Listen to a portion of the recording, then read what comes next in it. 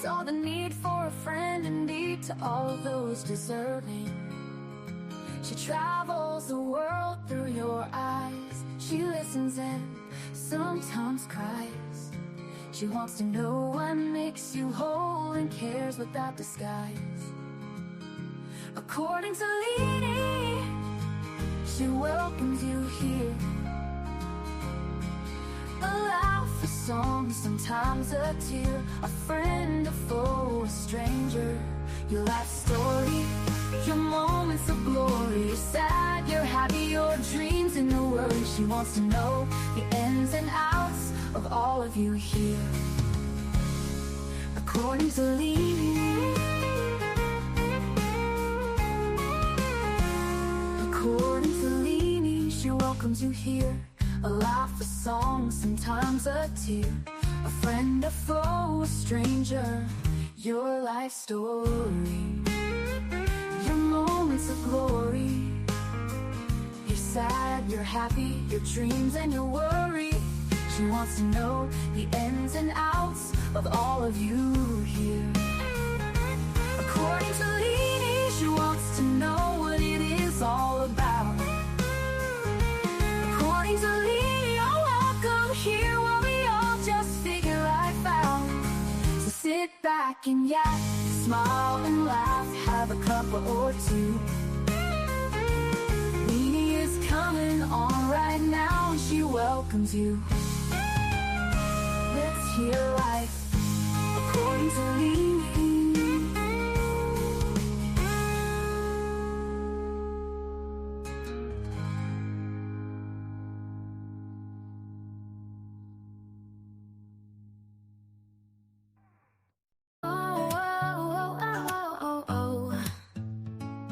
It started with a chat, just a few of us there, talking about life and the stuff we all share. From kids to chaos and the mess we make, we bonded over laughs and every mistake. From bad hair days to a joke or two, no topic was off limits, nothing taboo. We laughed till we cried, had each other's backs. A sisterhood formed in the middle of tracks. Sisterhood of the chat, we're strong and we're loud. From West Virginia, Liverpool, we're proud. From Texas to Australia, we've got the best. Lifting each other up, we pass every test. From the East Coast to the West, we cheer. From Indiana to New York, we're always here.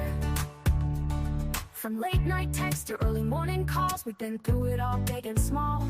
From talking fashion to the crazy stuff, we got each other's backs when life gets tough. We send memes and pics of the day gone wrong and the occasional "can you believe this song?" We share everything, no secrets to keep, like a wild dream that we never want to sleep. Sisterhood of the chat, we're strong and we're loud. From West Virginia, Liverpool, we're proud. From Texas to Australia, we've got the best. Lifting each other up, we pass every test. From the East Coast to the West, we cheer. From Indiana to New York, we're always here.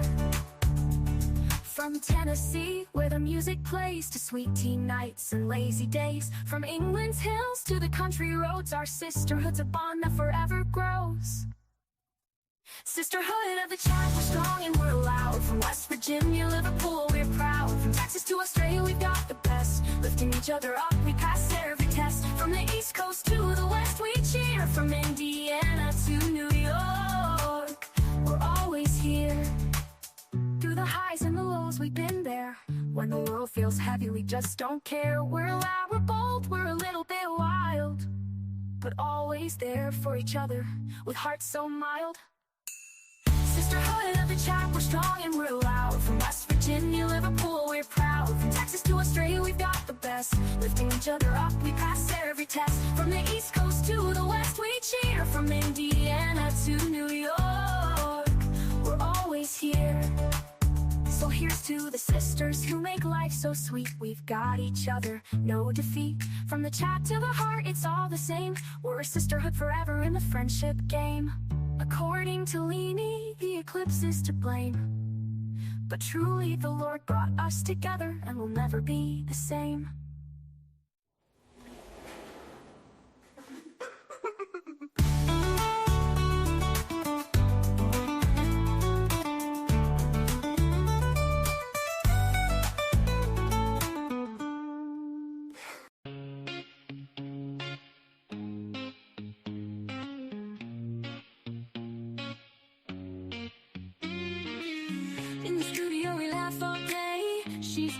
sass in every way. Talking fast, not a pause in sight. Leanie's got my head in a spin tonight. Oh, shut up, Leanie, can't you see? You talk so much, it's drowning me. With your white hair and sassy flair, just give me a breath, let me share. Podcast queen with a wicked smile, running jokes mile after mile. Try to speak, but in she slides. Leanie makes it a wild ride.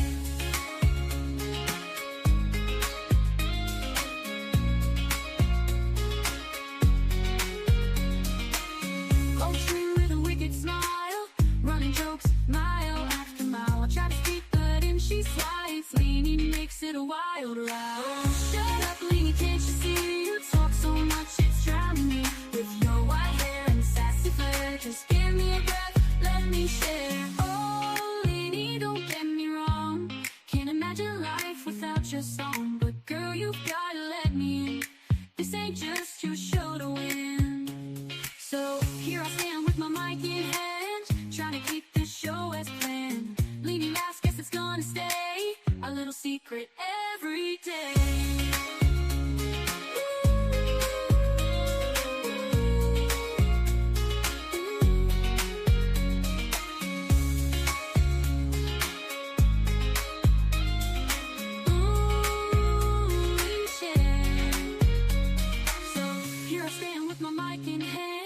Trying to keep this show as planned. Leanie laughs, guess it's gonna stay a little secret every day.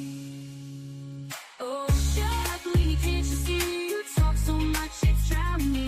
With your white hair and sassy flair, just give me a breath, let me share. Let me share. Oh, Leanie, don't get me wrong, can't imagine life without your song. But girl, you've gotta let me.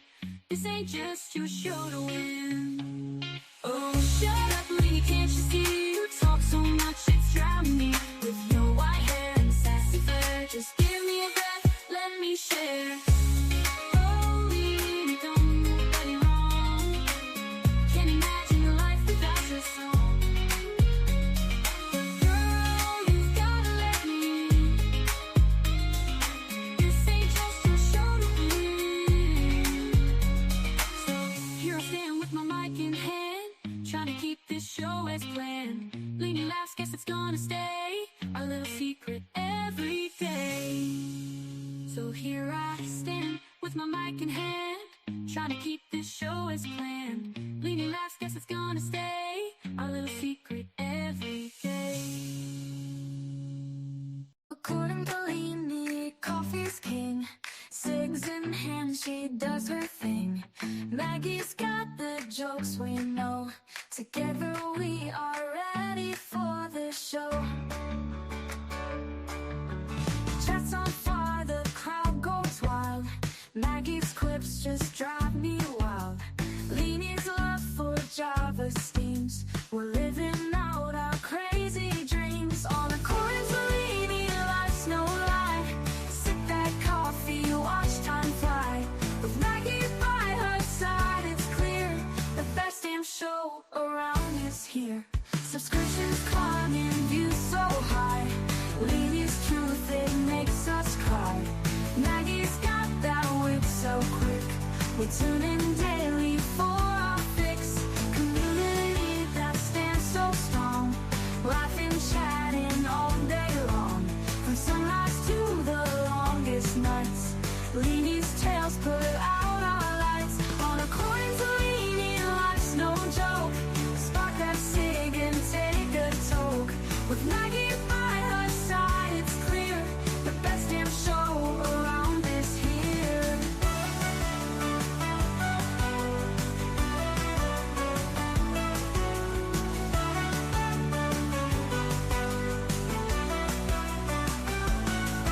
Subscriptions climbing, views so high.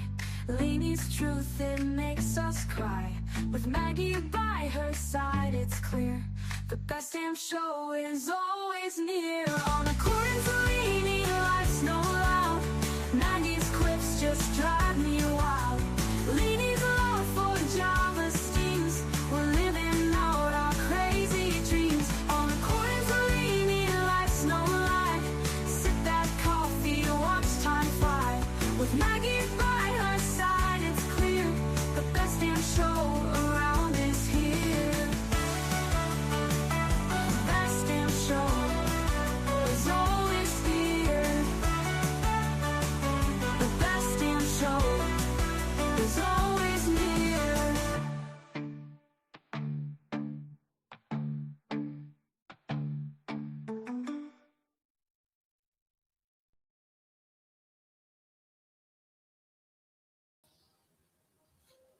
Hello, everybody. Good to see you Hello, guys. Lenny.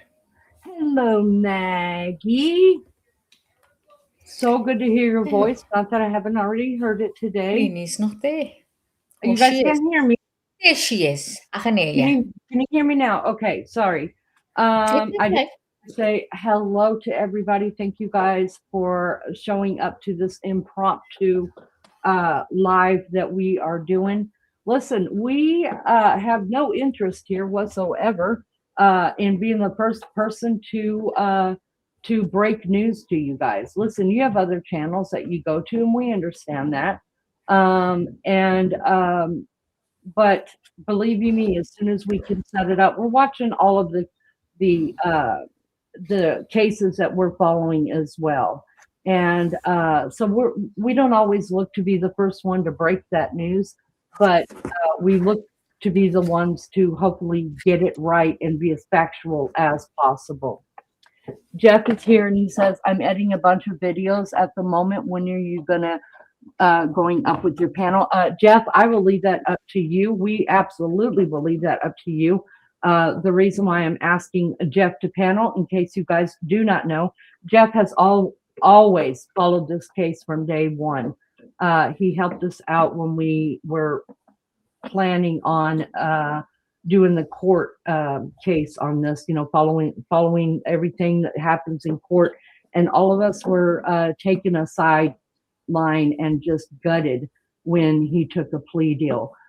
Jeff has kept on with this case. I think he's probably the most passionate person, and I'm not saying this because Jeff is here. I tell it like it is. If I couldn't stand Jeff, I'd be like, "Fuck off, Jeff." But no, Jeff. Sorry about my dogs in the background. Jeff has been passionate about this case from day one, and I trust um, his research because we all do different types of research, right? And some people's way of researching is watching other creators, and I don't know, then they bring it to their channel and they do theirs. The way me and Maggie do it is we always try to do it by court documents. We always try to do it by um, hearing from the families, what the families have to say, law enforcement, court filings, court lawyers, the judge himself. We watch all of the little preliminaries, and sometimes we will go live with those as well. But Jeff has, you know, as I set this off to the side, still mindful of it. I've moved on with other cases. Jeff has still been studying this case in and out, up and down. He's very, very knowledgeable. So that is why I've asked Jeff if he has time. You're welcome at any time, Jeff. You just let us know when you are able to come up here if you feel like it and give us a breakdown of how you feel. I think you kind of knew this was happening. You knew this wasn't over. You knew just him taking that plea deal, that this was in no way over. This was in no way over. And even the Goncalves family said on their Facebook page, it's not over, you guys. It's not over. So I think that's why Jeff was able just to keep deep diving and keep digging and find out things that, you know, there are ways that I find out things and I share with you guys so you guys know I don't gatekeep. And there are ways that people have taught me how they research and they don't gatekeep, but we do support each other in our, we may not always share the same views, but we support each other in the respect and the integrity of the way that we do our own research. And that's what we ask of you. Thank you, everybody, for being here. We appreciate you so much. It's so good to see other people in the house. Y'all, we have been, we started the Lindsay Clancy court case yesterday, actually, full day in court. The day before that, we went over, in and out, up and down, as deep as we could go into the crime and brought everybody up to date up to the court case. And we will continue that tomorrow morning as court is not in session today. So then all this news broke. You guys probably already know way more than I know. Yesterday, while we were actually live with Lindsay Clancy. So we did some research on it. Maggie got off, she did her research. I got off, did my research, and Then I got up this morning and then we went back to it. What did she find out? What did I find out? What's going on? And I was like, we have got to do an update because just like a lot of people have said, including myself and Maggie, and Lizzo, who is Maggie's co-host when she comes back, who was phenomenal in helping us cover this case. Um, we we're going to see it through. We're going to see it through one way or the other. And so here we are. So that's why it's so important, you guys, that we say make sure your bells are turned on to all, because if something happens, we're going to get to the live on it, but we're going to do our own research first and not listen to what all the news says or what another creator says. We got to get to the bottom of it ourselves, because listen, I don't mind being wrong, and I don't mind telling you guys when I am wrong and when I'm researching something and reading it differently than what I should be reading it. And I am not a lawyer, so there's a lot of the stuff I don't understand, and I have to research that as well. But I try to be factual. And if I'm not factual, if it's just an opinion, you will always hear that from this panel, you guys. Now, I can't prove this, but or something to that effect, that I can't prove it, but this is my opinion, because I'm allowed an opinion just like you are. I'm allowed an opinion. So, and I'm gonna voice it, but I'm also gonna respect your opinion, to your right to have your own opinion, even if it doesn't agree with mine. You will not be bashed in our chat as long as you're not coming in here and just bashing me for my opinion. And still, I'm not going to bash you in chat. I'm just going to explain myself and move on from it. And if you can't stop, then the mods will happily escort you stage right to the door, because there are plenty of channels out there that will argue points with you. I'm not here to do that. I'm just here to give the facts. I'm here to share an opinion, and I'm here to share my passion for these cases as well. Let's take roll call, Maggie. I'll let you take roll call real quick while I get a little sipper of my drink. I do want to say just hi to everybody, and Maggie is going to go ahead and do roll call. Thank you all for being here. Thank you to the mods that are here. And I did notice a very special person in chat, our matriarch, who is well loved, well respected, and here. And don't start no shit. There won't be no shit. All right, Maggie, I'm out. Hello, everyone. Thanks for coming in at short notice. But you know what? You know how it is. If we've got breaking news, we've got to come and break it. So there you go. Hello, MJD. Hello, Barbara Smith. Good to see you, Gail. Yeah, you've got both of us tonight, Barb, again. And you know what? We've got to stop her going to sleep late, because apparently on the last two lives, she's dozed off. So we've got to watch. Hello, enjoy smiles and laughter. What's that? Hope all are being blessed, beautiful. Thank you very much, and the very same to yourself. We've got Jeff H, the guitarist. Hello, Jeff. Good to see you. And I bet you're as excited as we are about hearing this. I had an idea he was going to leave this till the last second. So he's got till September, hasn't he? And he's got to do it. So here goes. We're back in the race, Jess. We're back in the race. So yeah, thanks for coming in. And it's good to see you, Jeff. Possum, good to see you too. Hope you're having a good day or a good evening, whatever it is. And I hope you're on top and you know about the Brian Kohberger case. There's not many people don't, but you never know. Let us know if you followed it when it was when the trial was on. We covered it all. Absolutely covered it all. I was dreaming of him and everything. It was that bad. Honest to God. Hello, sunshine. Good to see you too. Hope you're all right. Anyway, I'll pass you over to Leni, and she'd have had a swig now. Now I've got something to read just to go over what's happening if Leni wants me to. But I'll have to ask the host. Leni? Yeah, let me just say hi to a few people that I see coming in after Maggie have finished that. Sunshine, good to see you, my Idaho friend. Enjoy smiles and laughter. Always good to see you, Love Bug. Listen, thank you so much for being here. We appreciate you on such short notice. We threw this together, you guys. Maggie, let's just go ahead and do it. Let's just go ahead and and jump right into what we've got, and because that's what everybody's here for.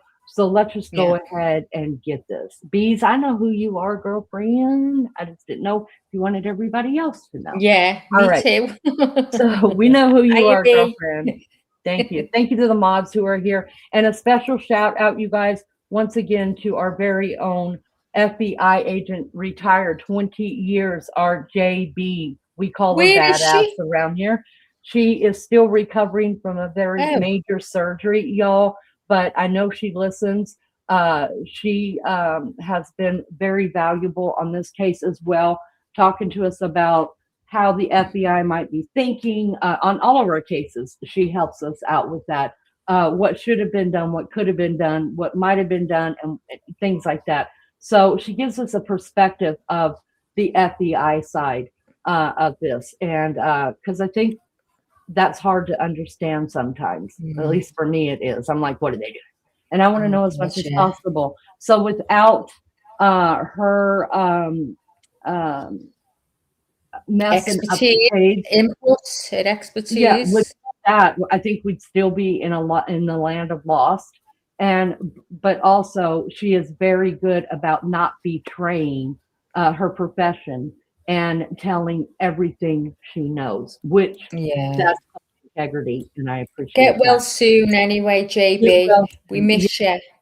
Aussie True Crime is in the house. If you have not subbed up to my friend Aussie True Crime, who is a fantastic support of our channel as well, and a mod here, please support please support her by subbing up to her channel. Mods, go ahead, and if you have channels, put them put it in for us in the chat, and y'all sub up to my friends. These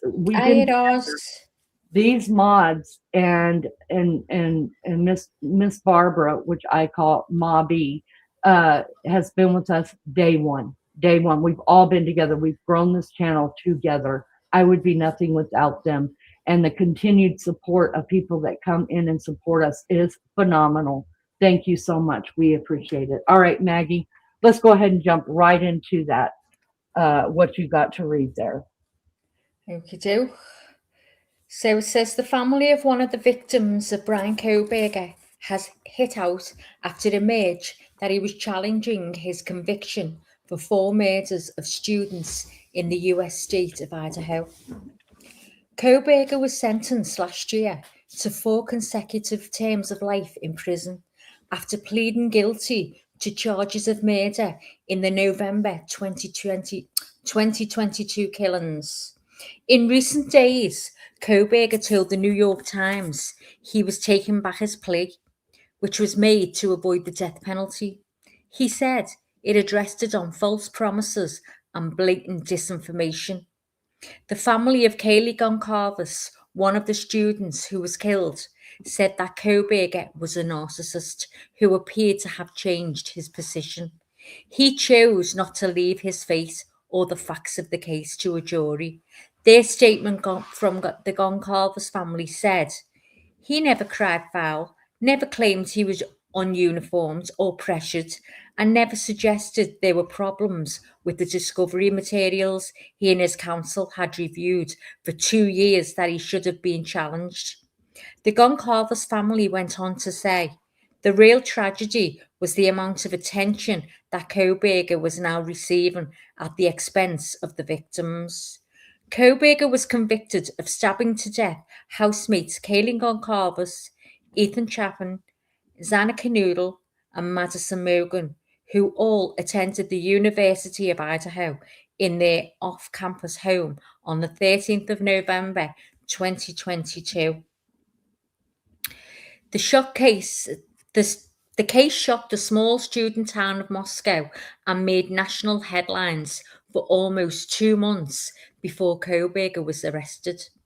Kohberger was a criminology doctorate student at a different institution, Washington State University.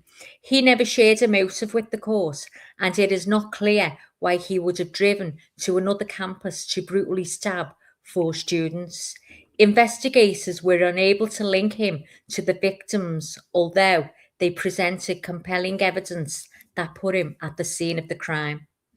In his statement to the New York Times declaring his new intention to enter a not guilty plea, Kohberger protested his innocence and said he was offering prosecutors another chance to file for the death penalty if they wanted to. Idaho Attorney General Raul Labrador paid tribute to the victims' families, saying they had already endured unimaginable loss and now must face today's deeply painful news. Labrador's statement added, "My office stands ready to do whatever is necessary to ensure justice is fully carried out." Mm. There you go. Thank you for that recap. I just want to remind everybody, like I said last year, all last year, we did a whole series on this case. So we do have a playlist. Listen, I'm not tooting, this channel's horn, toot toot, but if I do say, we worked the hardest that we've ever worked on any case on this one right here. And as factual as we could be, as unbiased as we could be, until we just couldn't be untruthful to ourselves anymore. We just had to put it out there. I mean, everything pointed in this way. And so we do have a playlist on going over all the court documents, play by play. Many people like Jeff coming up on panel. We could not have done that without our friend Lizzo, who co-hosted this. We went live twice a day on this trial, twice a day, to get us all up to par and ready for this trial that was supposed to be the new trial of the century. Everybody was watching it. I don't know too many people that didn't know about it. And then to be told he's taken the plea. Oh man, were we all just like, I mean, I just want to fall on the floor and have a total tantrum and a breakdown and ask for pills, because I was so upset about it. But I do remember a lot of people, after we were all just sitting back and it felt like we were mourning something, right? Because we had worked so hard and we're just so geared up. And I think any one of us could have gone against and done the prosecution on this, because, or at least sat on the prosecution, because we had it going on. Okay. So I encourage you, if you feel like it, go and watch some of the playlists. And like I said, we were as factual as possible. Second of all, I want to say, just remind you that there will be times you see, according to Leanie in the chat, that is two of us talking. The one that is typing in chat is me, Leanie, and the other one is Maggie front, and she is not English, you guys. She is Scouser, and there's a big difference because she always wants to look good. And she is typing in lower caps. So if you're wondering who's the one that is making, just remember, Leanie's top in high. Leanie is screaming as always, because I do that. I scream a lot and I get frustrated a lot quicker than Maggie does. And Maggie is talking in lowercase. Everybody loves Maggie. Everybody loves Maggie. Jennifer says part of the plea deal should be he has to say what he does, and it has to match the evidence. This judge made BTK So do it in Kansas. Is he going to be made to say why? Is he going to be made to say where the what is it? What the knife is? Like everyone else has got to tell him stuff. Why didn't he? Never opened his mouth. Never got asked anything. Now, am I right that you in the Americans you stay, you ask? Okay, so maybe that's a good question for Jeff, because he's more knowledgeable about the judicial side of it and the what goes on there. I would think that they should make you say where all this stuff is, but let's just face it. The Harmony Montgomery trial is going back to trial, you guys. Her dad got off on a technicality. We're going to go back through that trial. He never had to tell anybody where the body was. which is the saddest thing. And I think this judge screwed it up in the Kohberger case because he should have put in the stipulation, okay, we'll go ahead and accept your plea, but you're going to tell us where the knife is. We're going to end this once and for all. Where is the knife? And if he said, I'm just not going to say, then, okay, no plea, let's go to trial. That's what should have happened. The judge had every right to do that. The judge let us down. Oh, Hitler, the whole thing. The people I was rooting for, the prosecutor, Santa Claus, I just want to kick him in the nuts. I'm just over, like, these people, what I looked at watching the preliminary hearings and seeing the prosecutor sit there and the way he was just nonchalantly writing notes here, there, not a break on his face, not a wide open mouth. I am very animated, so you could tell just my facial expressions. He had zero. So I was reading him that, oh, that confidence, you guys. He's into himself. He knows stuff we don't know. Like, no, he was betraying us the whole time. And I was hurt. Physically, I tell my husband, I said, he's like, why are you so upset at this? I was like, because I'm invested.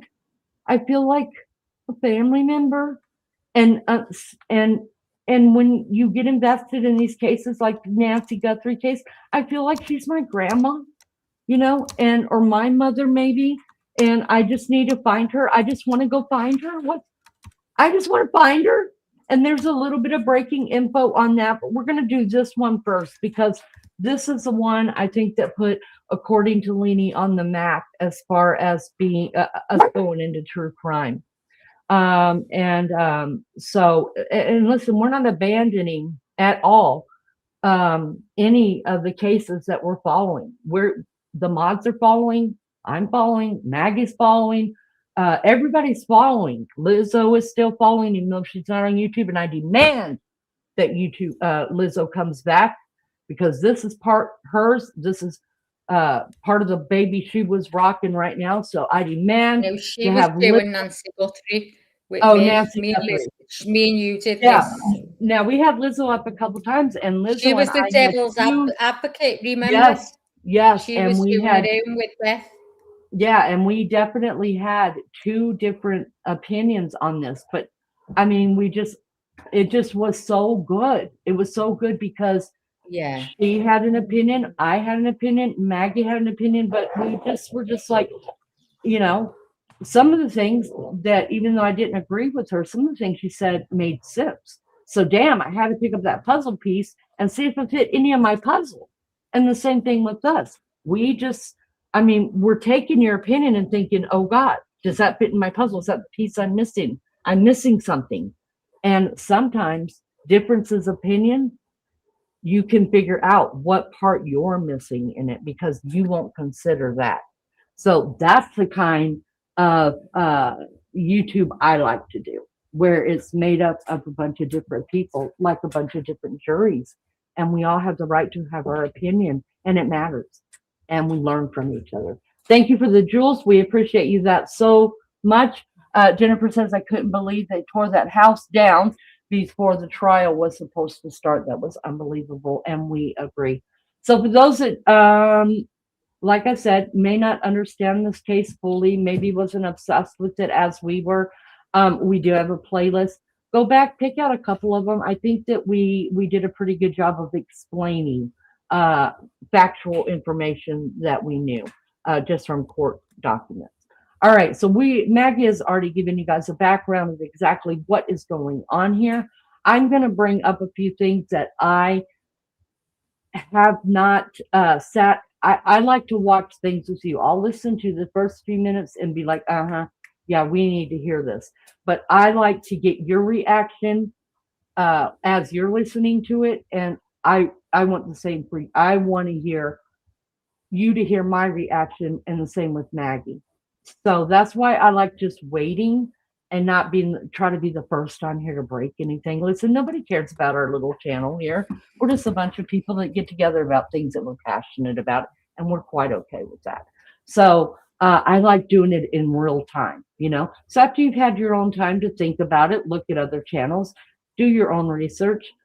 bring it to me when we do it and teach me something I don't know, because I'm hoping that's what we are doing by doing this. We're going to go back to our, is this a background, Max? No, it's an overlay because you can't see either just of us an on overlay. panel. Do you want me to take that off now? Yeah, can we take that off now? Because we're going to bring some stuff. We do here, this channel has some people that we admire and respect highly for their news reporting and things like that. And 9 times out of 10, they have prosecutor experience, they have attorney experience, they have they have real police officer experience, things like that. Those are the ones that I like to hear from, and then we like to do open panel, and you come up here and just discuss what you also think about it. So let's get to this. Lizzo, come back. Your family misses you. We miss you, and you're valuable to us, and that's all that matters. We need you to be devil's advocate again. Damn. All right, so let's go ahead and bring this up, you guys. Let me make sure that I'm doing this right. I've only got 3 tabs open. We're not going to do a 3-hour live on this, you guys, because we're actually going back to court tomorrow. Thanks, with Lindsay Clancy. We're just bringing you up to date on what's happening. The court has not.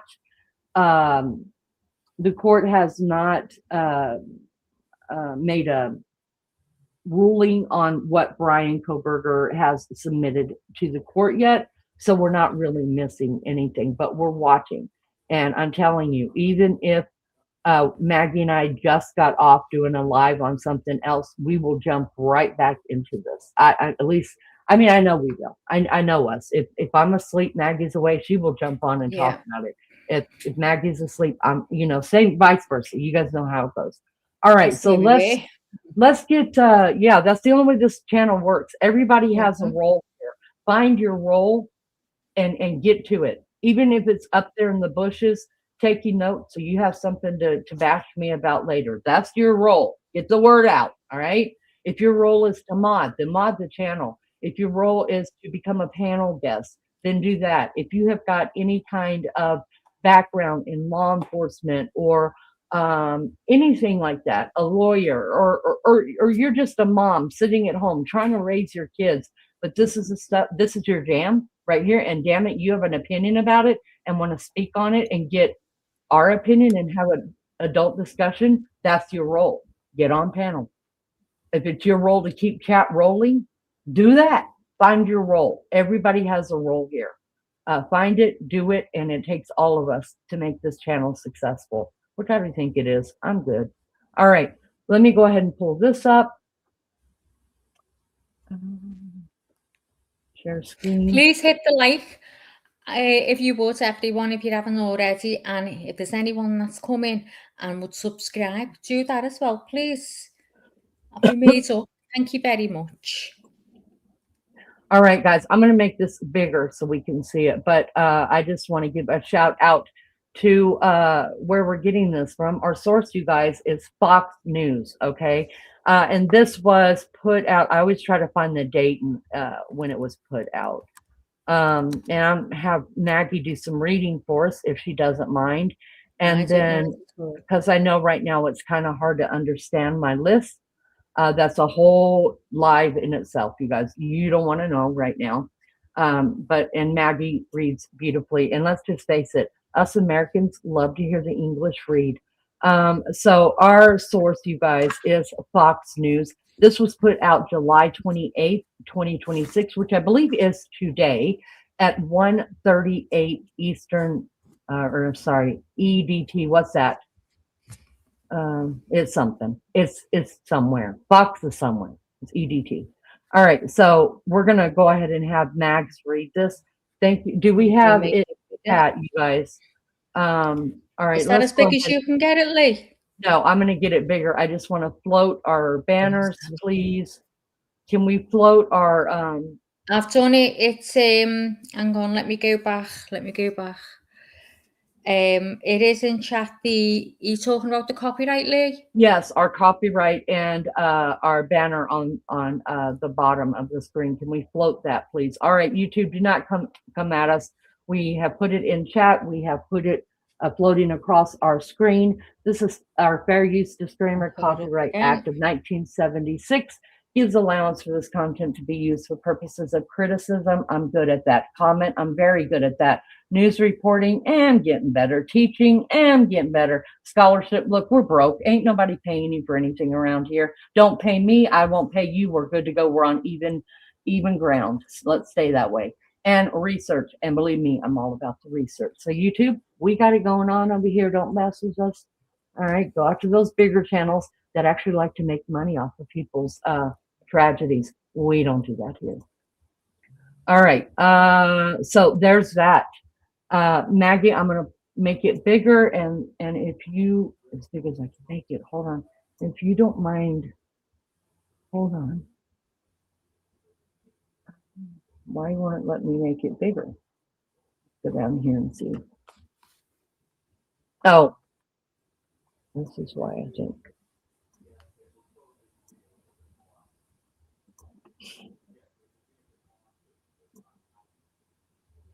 All right, now let me go back over here. I think that's the biggest I can make it, Maggie. They are not letting me do anything.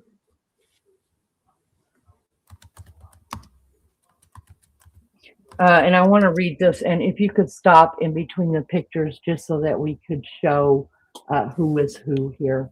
And then after that, we will play them talking about this, Fox News talking about it. If you could start from right there, Maggie, that'd be great. Thank you so much. Okie dokie. Let me make it bigger. You got it, you're right, okay. Idaho student killer Brian Kohberger is seeking to withdraw his guilty plea in a bid for a trial. But the family of victim Kaylee Goncalves says they're ready if he gets into his wish. We knew we'd be hearing from him again, and September was coming up, and that would be the end of his appeal. So we weren't really shocked, Christy Goncalves, Kaylee's mother, said Monday. Speaking with Fox News, Sean Hannity Goncalves said her family has remained confident in the overwhelming evidence against Kohberger and would welcome the opportunity to present the case before a jury.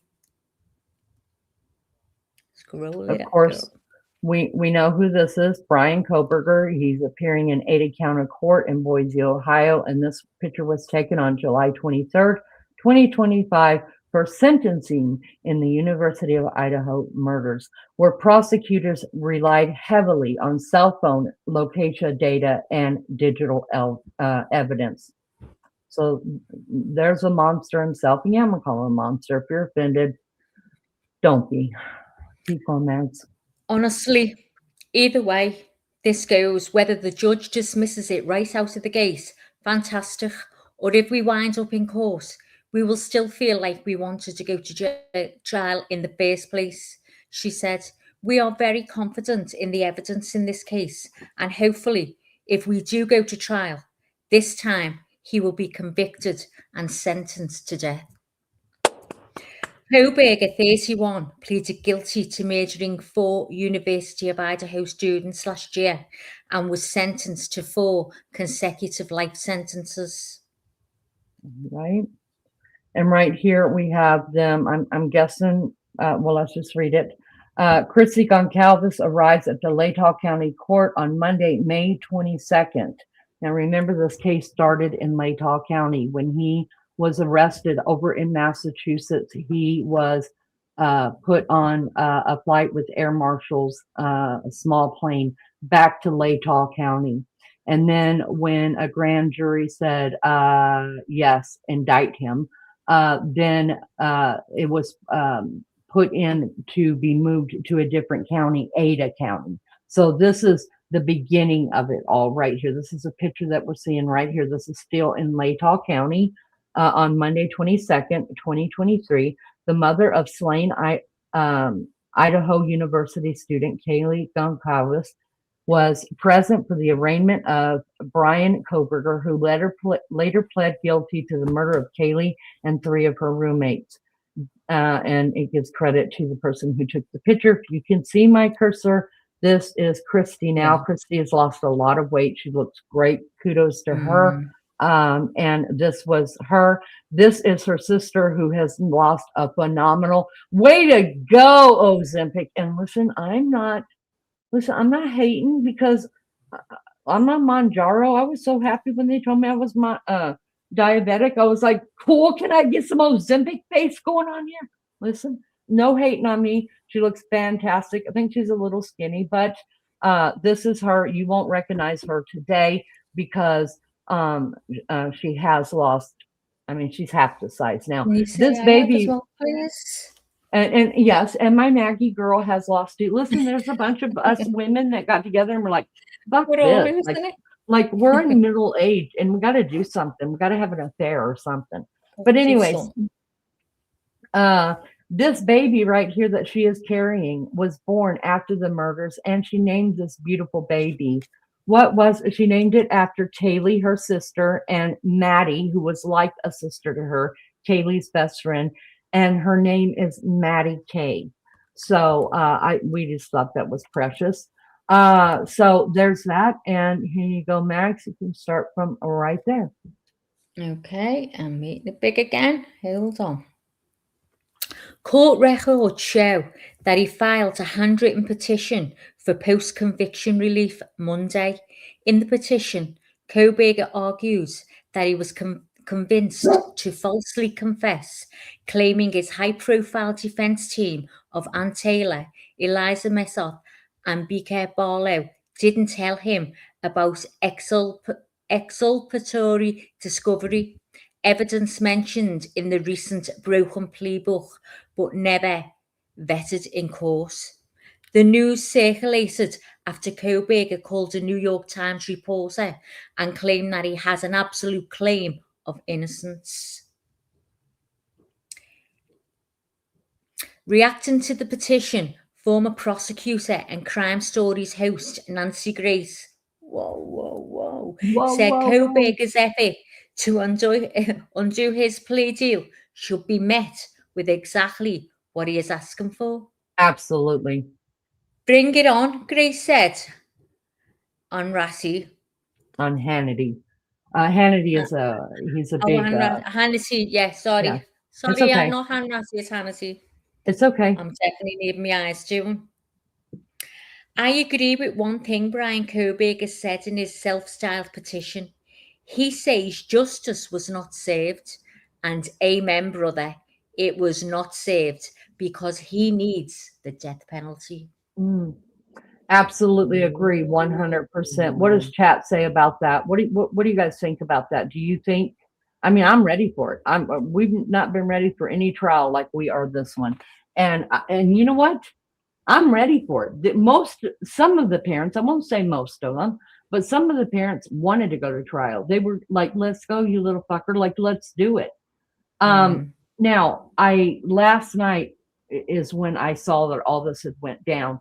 So I went and I found his letter, y'all, and I went to his court case, and it's not listed in the court case yet because they won't put it. They will put it up as his own letter, and then they type it out in a form that is more what would you call it, more official, right? So you could read it. His handwriting is atrocious. I'm not blasting the man for that. Look, he doesn't have to have great handwriting, but it's atrocious. So it was said, sorry Lee, it was said he was autistic.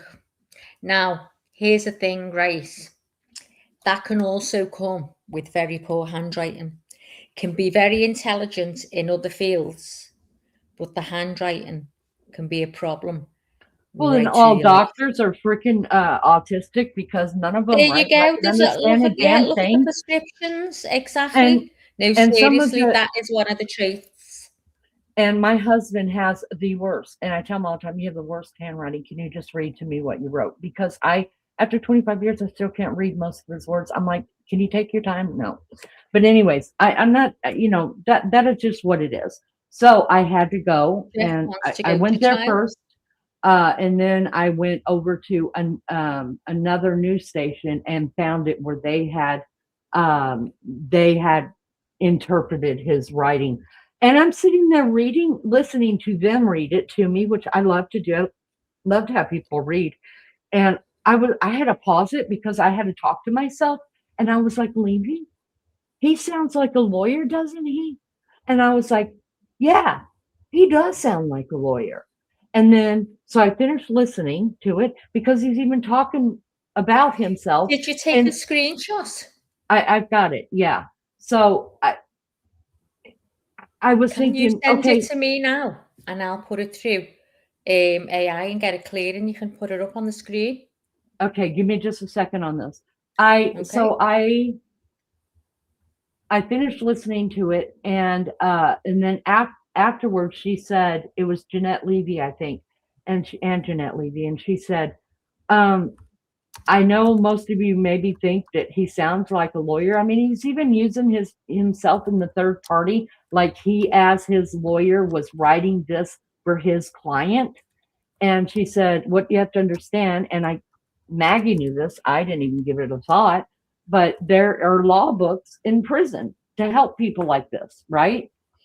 I also have to wonder, has he been keeping an eye on old Alec Murdaugh and Letitia Stout?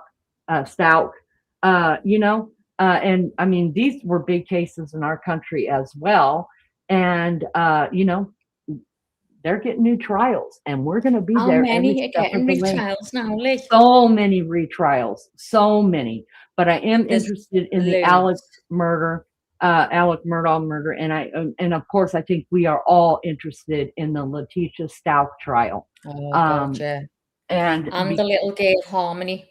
And Harmony Montgomery, there's another one. Oh, so I asked my beefcake about this, you guys, and I told him what was going on because he has been on 2 murder trials in a jury.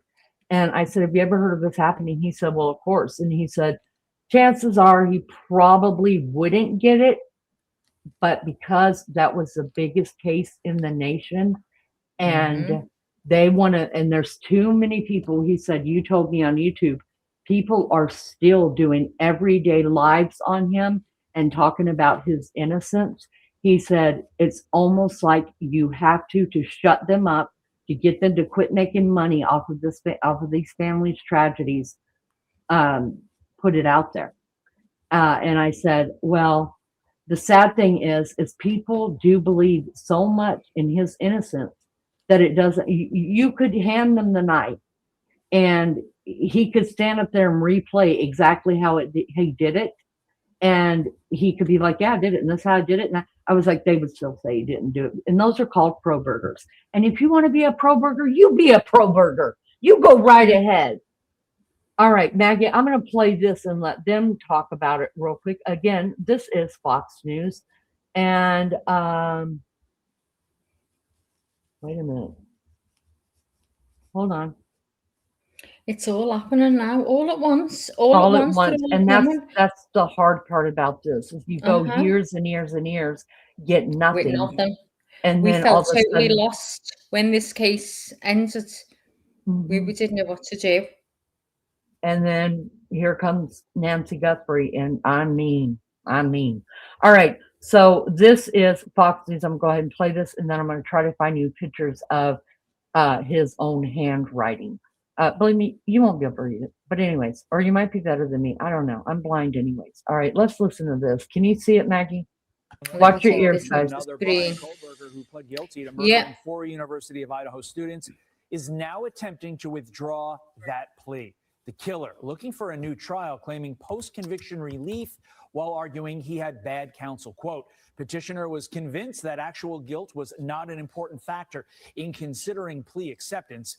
Death row was imminent and advised to lie. Petitioner was to gain a legal victory in entering a false plea. But that's not what he said a year earlier when he pled guilty. Listen to this. Are you pleading guilty freely and voluntarily?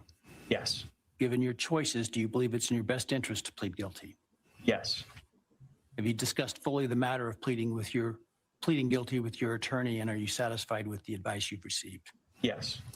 Host of the Crime and Justice podcast and the weekly rap sheet on Fox Nation, Donna Rotuno, joins me now. Look, Donna, as you well know, ineffective assistance of counsel can be an effective way to get a new trial. Look at the Martha Moxley case with Michael Skakel. But will it work here? Well, here's the deal, Todd. As you said, he was asked these questions and he gave the answers that we just heard. And this is going to be the hurdle that he has. In Idaho, it is not enough just to say, I got bad counsel, right? It has to be a manifest injustice. And bad counsel may be part of that, but he had many opportunities to talk about the fact that he was unhappy with his lawyer and he did not do that. Remember, Todd, there were multiple motions filed in this case. There were years worth of court dates, and not once did Brian Kohberger ever speak up. And he was not someone who seemed to be shy in terms of the way he presented himself in a courtroom.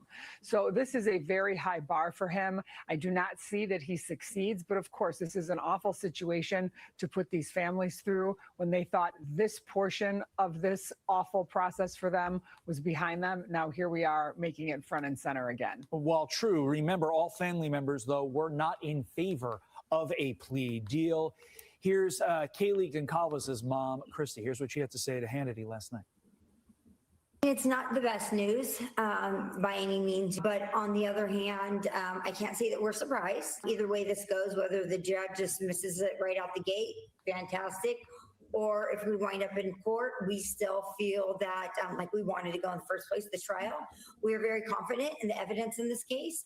And hopefully, if we do go to trial this time, he will be convicted and sentenced to death. I think we all agree that this is not likely to succeed as a maneuver by Brian Kohberger. But if somehow it did lead to a new trial, how the heck at this point do you get an unbiased jury that doesn't know anything about this case? Well, sure, especially now that books have been written and there's been so much media attention to this, it definitely makes it more difficult. But you know as well as I do, Todd, that if you go out on the street and you ask people who the vice president of the United States is, a good portion of them can't answer the question. So you are going to find people that don't pay attention to the news. You are going to find people who don't know what's going on. So if this case were to have to go to trial again, they will be able to find a jury, although it may take a little bit longer. They will be able to find one. And Mrs. Gonzalez is correct. If he gets what he wants, then the death penalty would be back on the table.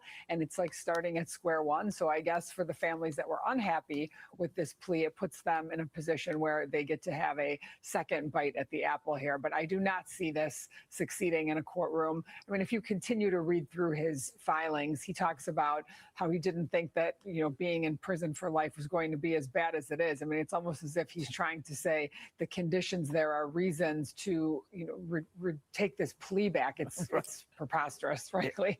I think in light of that last thing you said, like, I don't like the food in prison. Right. That's not really a reason that you get a new trial, especially under these circumstances. Donna, as always, a pleasure. I'm sure this is going to come up on your new episode of the Crime and Justice podcast.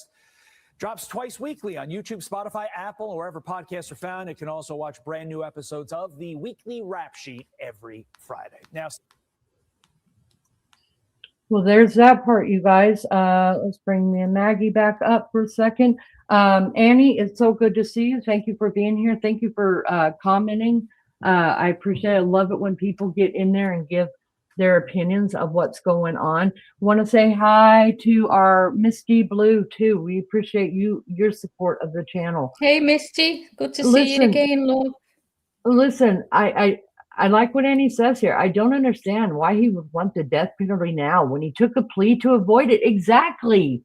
I think he wants out. He doesn't want to be in prison. He doesn't want to go and get murdered by other inmates. So yeah, but he's always going to be held in some sort of what do you call it? Protection there. But so was Jeffrey Dahmer, and someone turned their back. Yeah, exactly. They'll turn the back, Slee. Honey, I'll turn my back too on him. I'd be like, oh, well, good luck mopping that floor, buddy. I'll be back. Well, that's what I mean. So he knows he's going to get it. So he wants to choose the way he's going to get it because, you know, see what I mean? I just think he is such an egotistical jerk that he literally thinks that he is smarter and wiser than anybody else he proved that in his own studies and as a teacher, a teaching student. He proved that's who he is.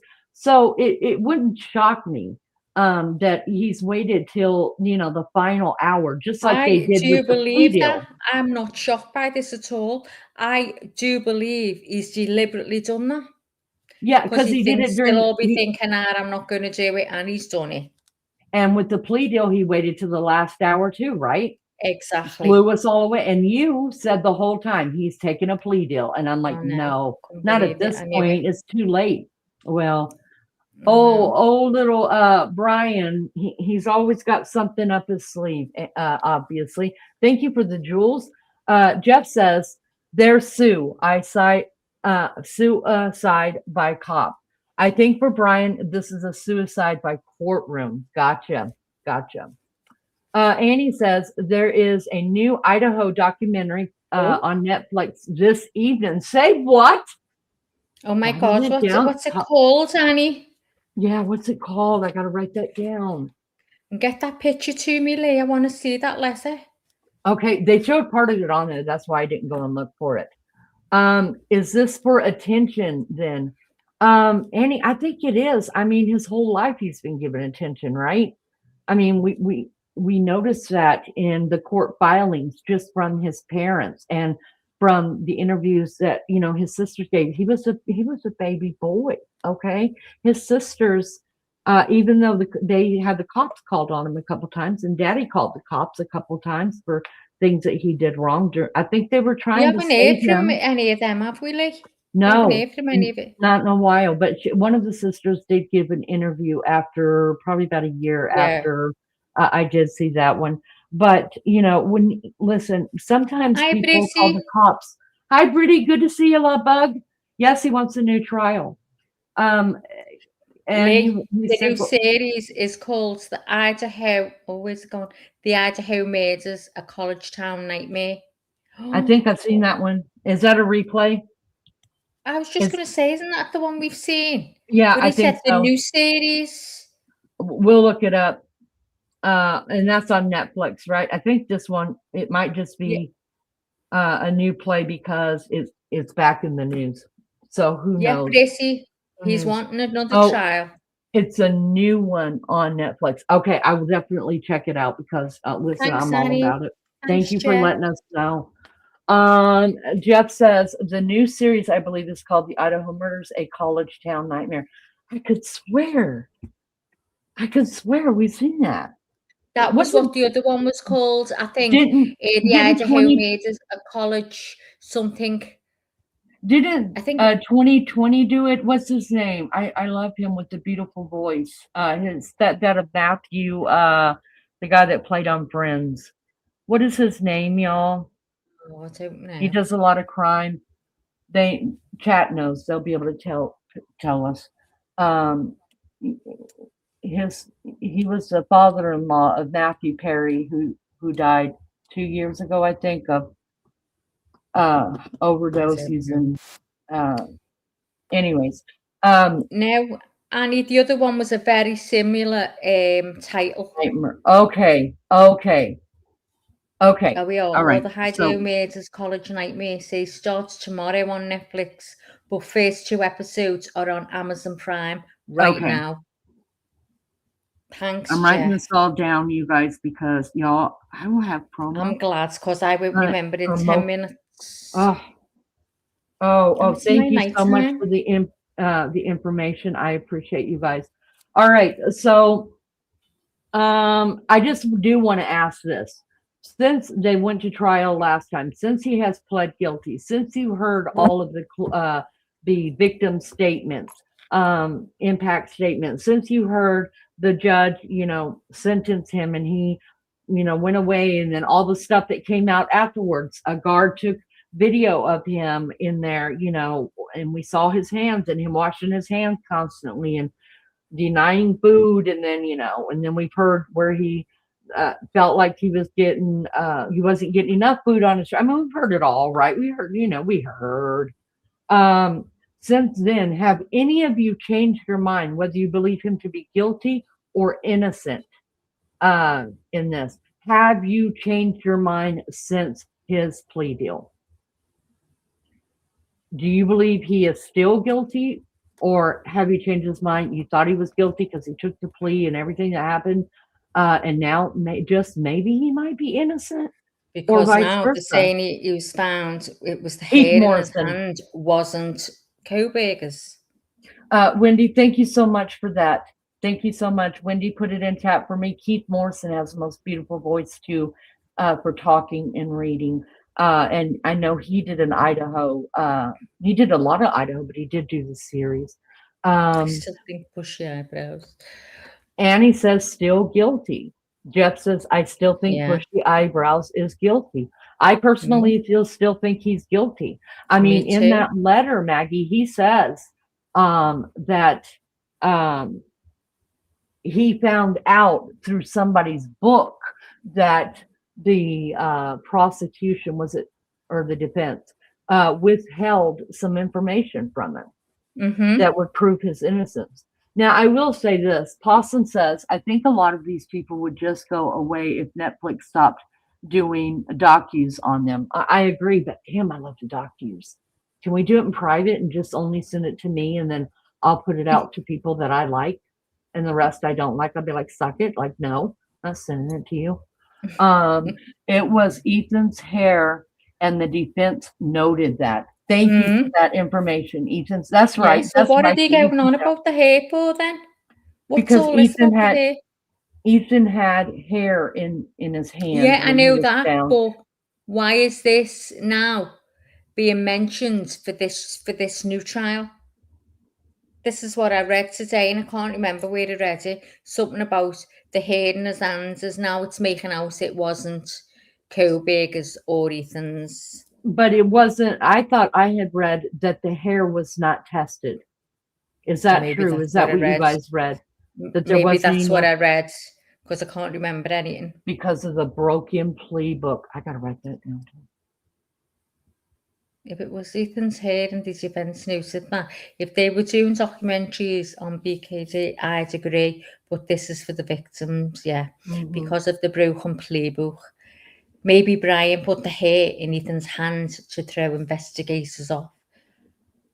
Dude, put Brian's hair in Ethan's hands to throw.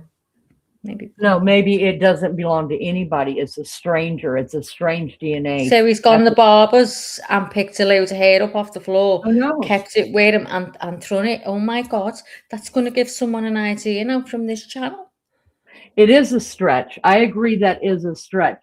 But if they did not, Miss Barbara has always said he's guilty, and everything. And listen, I'm agreeing with her. I've always agreed with her, but listen, Miss Barbara, I know you fell asleep yesterday, but I'm just going to tell you right now, this has nothing to do with Kohberger, but you are completely 100% right, and we all acknowledged it yesterday, that you knew that Lindsay Clancy case, and that the number one people that should be held responsible for the deaths of those children were doctors, and we're on your timeline with that now. Jeff says Ethan's hand was between the bed and the wall.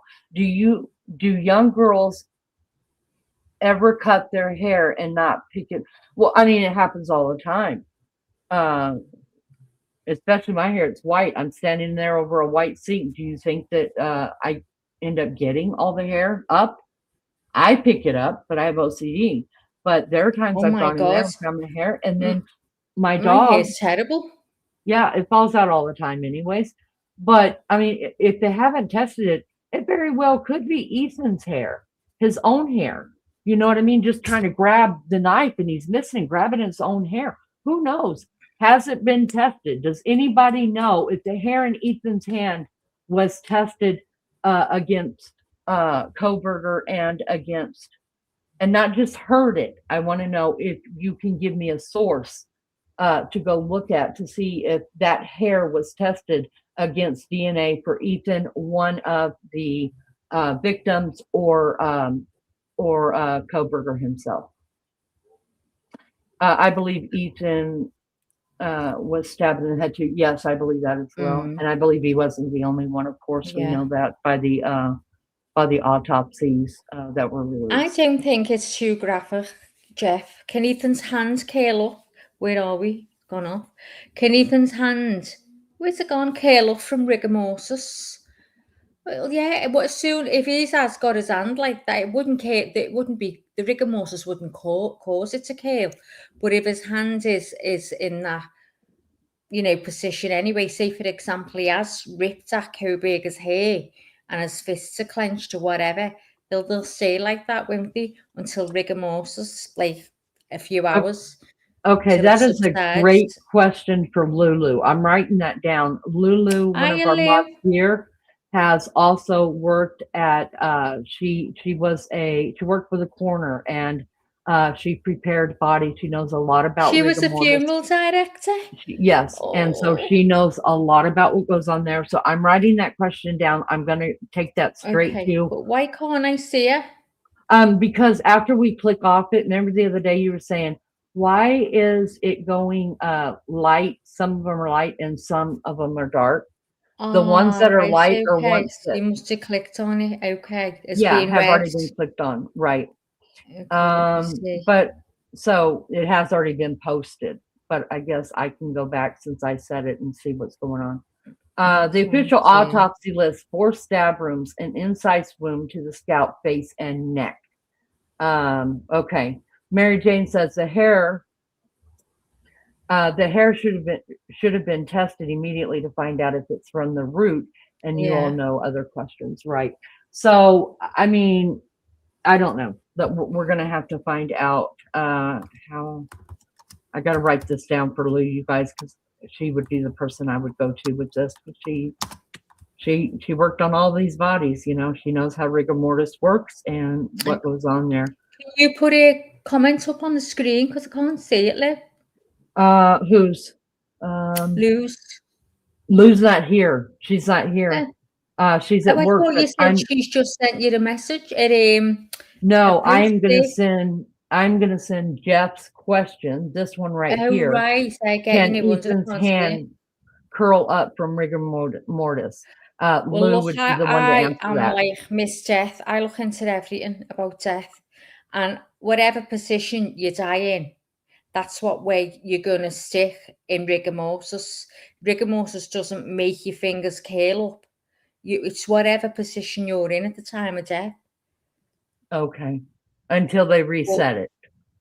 Yeah, until the rigor mortis thing is off, doesn't it? After so many hours, I think it's about 8 hours or something, 12 hours. It all depends, like where the body is as well. Say, for example, if you're in bed and you're covered by blankets and your body doesn't get time to cool down and stuff like that, because you're still covered, and it all depends on a lot of things. Annie puts in here, and I appreciate you giving me the source as well. The defense of forensic expert, Dr. Ballard, noted the hair is, help me with this, morphologically consistent with Ethan's hair. Okay. Thank you for that. I appreciate you so much. And Annie also says, so I don't think they did test it, but even the defense expert is saying it's Ethan's hair. Wouldn't you want to be 100% sure? I would. I'd be testing everything. Yeah. Miss Barbara says, hold on, let me get Miss Barbara. Sorry, he just wants out because he thinks he's tormenting in prison will stop and the food will get better. He's so spoiled. What does he think prison is? A freaking country club? Well, you know, he is better than everybody, Ma Barb. He just is. MJD says, I mean, if his hand was at the floor up against the wall, there definitely could be hair just on the floor. Well, the deal is, it was definitely in his hand, and it wasn't just, to me, what you would find on the floor. I think his hands will have been like fists. Yeah, didn't he supposed to have killed him without him even knowing he was asleep? Because I'm just thinking there, maybe his hands have already been like in that type of, you know, a fist with him fighting, but he wasn't. He didn't get to do anything, did he? Because his life was taken while he was sleeping. Jeff, there was no defense wounds on him. Is that correct? Say that again. There was no defense wounds, meaning he didn't fight. No, he didn't. They said he was asleep. He didn't have a clue. Okay, if that's the case, that he didn't put up a fight, then how the hell would he have his hair hair in his hand? in his hands? Mm-hmm. Yeah, because he was found in bed in the exact same position. He didn't. God help him, I mean, thank God, he didn't know nothing about it. That's the only thing good about it, isn't it?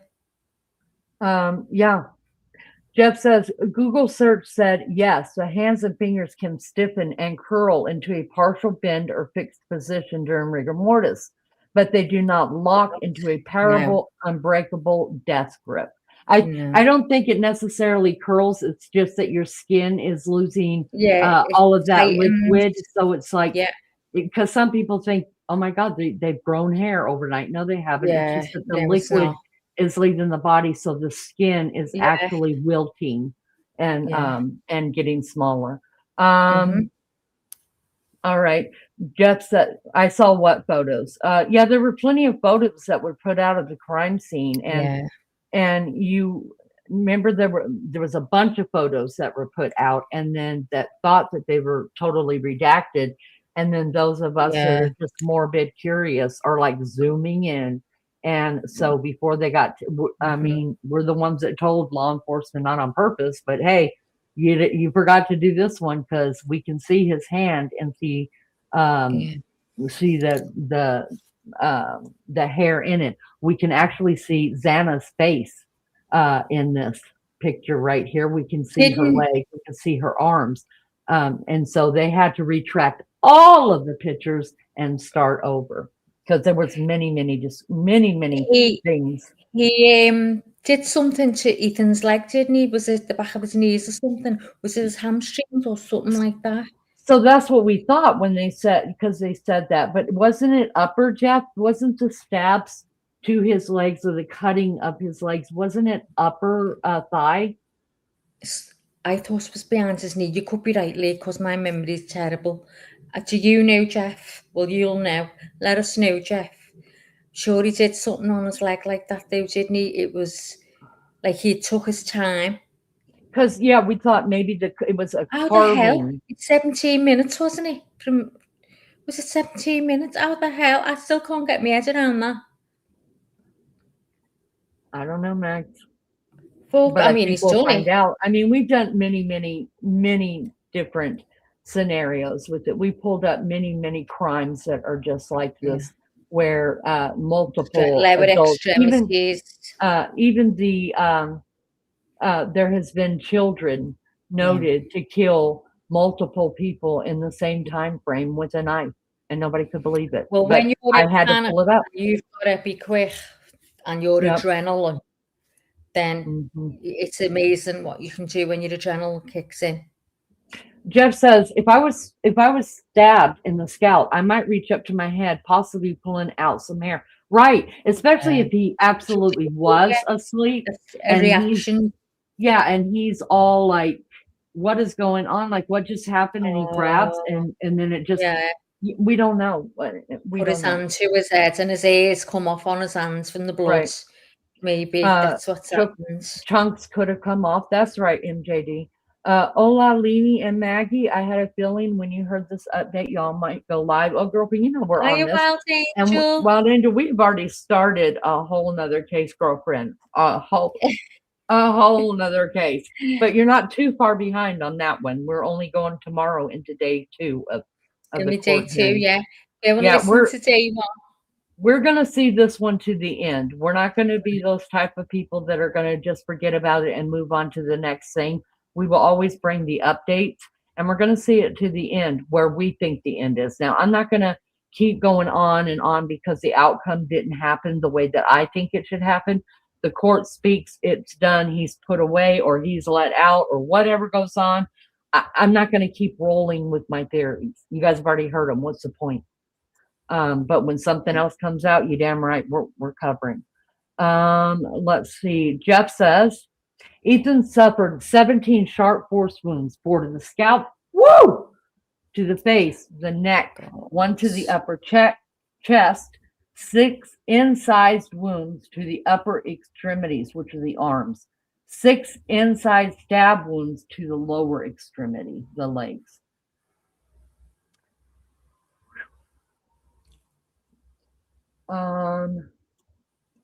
One neck wound was particularly devastating, perforating his jugular vein, subclavian vein, and subclavian artery, which was fatal.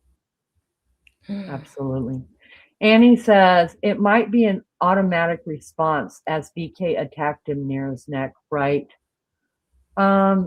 Jeff is saying his arm wounds could have occurred during the assault without necessarily representing conscious defensive action. Yeah, because what I mean, usually if they're known, how that you would know that yes, this person fought back was much like Kaylee's, much like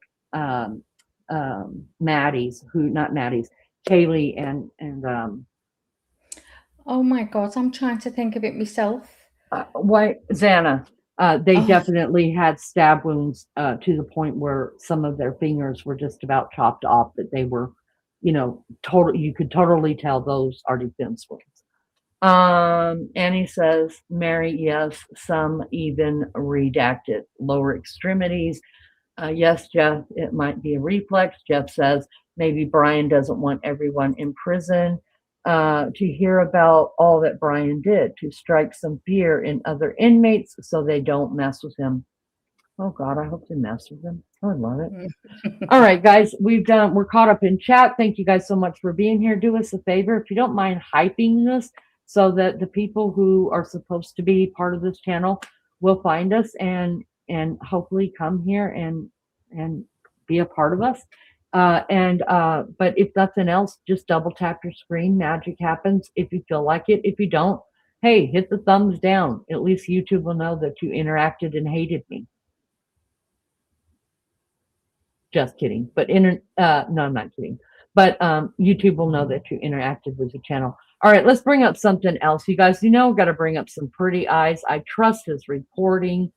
He's got way more credence than I ever will have, and he's got sources that I wished I had. So I call Mr. Pretty Eyes my own source.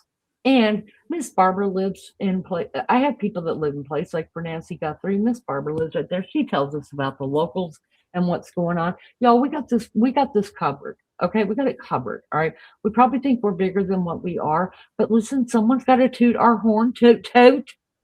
We're doing it. All right, let's look at Mr. Pretty Eyes right here. Let's see what he has to say about this. This is Brian Enton, you guys. I already gave him his thumbs up. Listen, he walks like a girl who's got to pee. I don't fault him for that. I giggle at him, but he's smart and he works damn hard and he tries to report on things honestly with some integrity, and I dig him. All right, so let's see what Brian, and y'all, he never tries to strike me, unlike other people. God bless him. 2020, 48 hours. Would you leave us alone? Anyways, we don't play their shit anymore. We figured out. All right, here's Brian Enton. He just posted this, you guys. Let's see. 8 hours ago on Brian Enton Investigates. Listen, if you want to give him a follow, and I dig him. I subscribe. I dig Brian. All right, let's hear what Brian has to say about this whole Kohberger calamity fiasco that's going on. Appreciate everybody for watching. Appreciate everybody who has subscribed. I'm actually in the desert right now. I'm in Arizona. I was out here. It's really hot, by the way. It's like 110 degrees. It's insanely hot. And I was out here working on a Nancy Guthrie story when I got word that Brian Kohberger is now claiming that he is innocent and that he plans to try and appeal and reverse his plea deal where he admitted guilt to killing Kaylee Gonzalez, Madison Mogen, Ethan Chapin, and Xander Kernodle. I kind of had an inkling that this might be coming because there was a deadline that he had to hit if he was going to appeal. But it's interesting. I'm going to go over all of the new elements in this episode. I have his handwritten letter that he wrote, the affidavit that he's filing to try and get this whole thing started. I'm talking to Steve Gonzalez, victim Kaylee Gonzalez's dad, about what he thinks about all of this. Now he's processing it. And I am talking to a attorney in Idaho, which is important because you have to understand the law in Idaho to know how this is going to move forward. If it's possible, there's a Supreme Court case that comes into play. And I'm going to kind of cover all factors here in this episode of Brian Ensign Investigates. I'm going to get in the car because it's so hot. All right, hey guys. So I found some shade. I actually didn't get in the car, but I found like a little shady area. But it's again just like super hot. I knew that. So like, there's a group of reporters that I'm friends with that we've all covered the Brian Kohberger case together, and we were texting the last couple of weeks thinking that the possibility of the appeal could be coming, or Kohberger trying to get an appeal, because there's a deadline. And I think it's like in September, like he had to file something by then or he would lose his chance. So it's kind of something that I was keeping an eye on, but I wasn't really sure he would do it. And this is the reason why. I kind of thought with him, he would have nothing to lose. Like, why not? He's stuck in jail for the rest of his life, in prison for the rest of his life. He might as well try. The worst thing that happens is he gets a new trial and he gets the death penalty, and then he sits on death row for decades. So like, I wasn't really putting it past him. And also there's been all these books and the Broken Plea book and all these, articles and podcasts and stuff that he's probably seen kind of like revving him up to do it. But the reason I thought maybe he wouldn't do it, and now we know he is, but the reason I thought maybe he wouldn't is I thought maybe he wouldn't want to do it to his family. I was at like almost every hearing, and his parents were at several of them, and they were crying. And I know he was close to his mom. And that was one reason I thought maybe he wasn't going to do it, just to like kind of spare them the agony of going through all of that, bringing the whole case and them and the family back into the limelight. But in his statement, he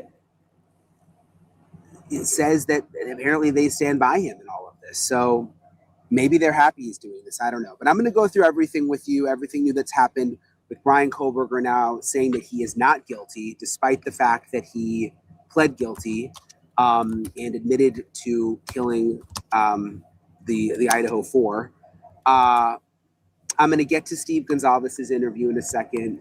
First, let me read you, though. So Mike Baker is the reporter with the New York Times who broke the story. He's a very, very good reporter. And you're going to hear, actually, I got some information out of Steve, because Mike Baker, I talked to Steve. Apparently, Mike received a collect call from Brian Kohberger, and that's how all of this started in terms of this getting reported out, which is kind of interesting. But this is the statement that Brian Kohberger gave to the New York Times, to Mike Baker. Over a year later, it is self-evident that in State versus Kohberger, justice was not served. Unanswered questions seem to multiply with each piece of discovery unsealed, and the public demands the truth. Unfortunately, the truth shall never be derived from the state's myopic narrative, a work of fiction which has yet to evolve since the PCA was released nearly 4 years ago, and its faulty premises were never challenged at trial. Circumnavigated by a broken plea, and it's interesting he says broken plea, considering that's the book that came out. But circumnavigated by a broken plea, the trial never provided the public the clarity conducive to closure, and justice shall remain objectively miscarried unless the plea is withdrawn. I hereby declare my intention to enter a not guilty plea and welcome the state the opportunity to prove their case at trial, as well as to again file for the death penalty. My actual innocence is my truth, and the plea, hinged on by false promises and blatant disinformation, must be withdrawn. Thank you for all who believe in my innocence and continue to critically analyze the case. I send my love to my family, who have never wavered in their belief in who I am, their belief in my innocence. Which, again, that part stood out to me. And granted, like, when the family has spoken out and when Brian Kohberger's sister gave that interview to the New York Times, you know, they would say that they felt for the victims and all of that, but never said that they thought Brian Kohberger was guilty throughout any of this. And remember, when he pled guilty, he also didn't confess, which I'm going to talk about later. I mean, he confessed in the sense that he pled guilty, but he didn't have to give a statement where he said, I did it and this is why I did it. So this is the affidavit that he wrote, and this is actually all handwritten by him. He wrote this in prison, so that he doesn't have a lawyer yet, and he's claiming that his lawyer did a bad job, Ann Taylor, which, by the way, anybody who followed the case, most people I know, including myself, Ann Taylor did a pretty good job, and even the victims' families would admit that at times. Man, she's really slick. So the fact that he's now turning on her is interesting. But he wrote this affidavit all himself. So according to the affidavit of facts in support of post-conviction petition, Kohberger wrote he was, quote, convinced to falsely confess to capital murder. Convinced to falsely confess to capital murder, and basically said that him and his family had these meetings with the defense counsel, and that he was convinced that this was legally the right thing to do, even though he says he's not guilty. He says there was withholding of exculpatory discovery. And he's talking about, he says, clumps of unknown hair found in Ethan Chapin's hands. So in the autopsy photos, you can see that there's some hair in Ethan Chapin's hand. Not in the autopsy, but in the crime scene photos. I don't know that I would call it a clump. And the defense did know about that hair because I went back and looked in the filings and they knew about it.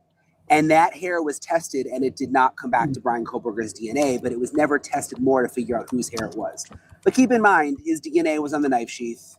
The cell phone tracking tracked him to the house. I mean, there was plenty of evidence there, which I've gone through a million times. It says petitioner was convinced that actual guilt was not an important factor in considering plea acceptance. Death row was imminent and advised to lie. Petitioner was to gain a legal victory in entering a false plea. And he basically says that death row was described to him as this awful place and that he was convinced that he should avoid death row, plead guilty, avoid the death penalty, even though he now says that he was innocent. Even though he now says that he's innocent. But again, I mean, I was there, and this thing was drawn out, you guys know, for years. He could have had a trial. It was set to go to trial. I was shocked when there was the plea deal. And he pled guilty. He sat in that courtroom and he pled guilty. And he was even asked, is your lawyer competent? Are you happy with your lawyer? He still pled guilty. I just want to replay that for you again, just so we can all relive that moment from about a year ago. Are you pleading guilty because you are guilty? Yes. Okay, so that was from the guilty plea. What's going to happen now? That's the big question.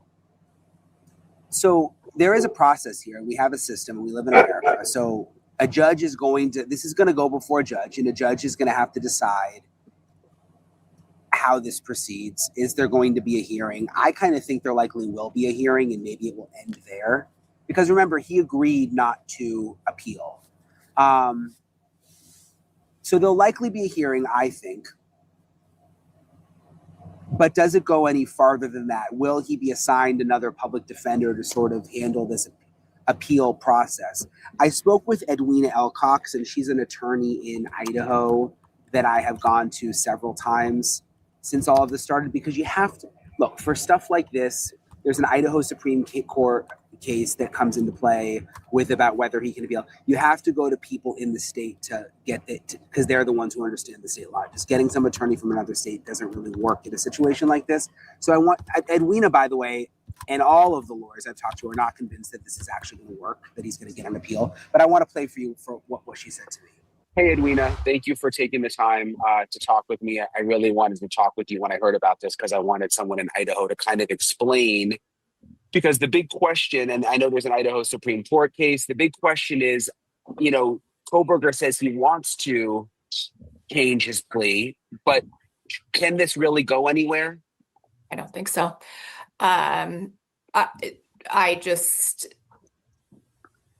My very strong sense is this will go nowhere. Obviously, his claims are under this umbrella of ineffective assistance of counsel.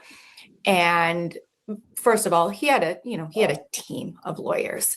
And so each of those lawyers individually has their own ethical obligations to him as the client.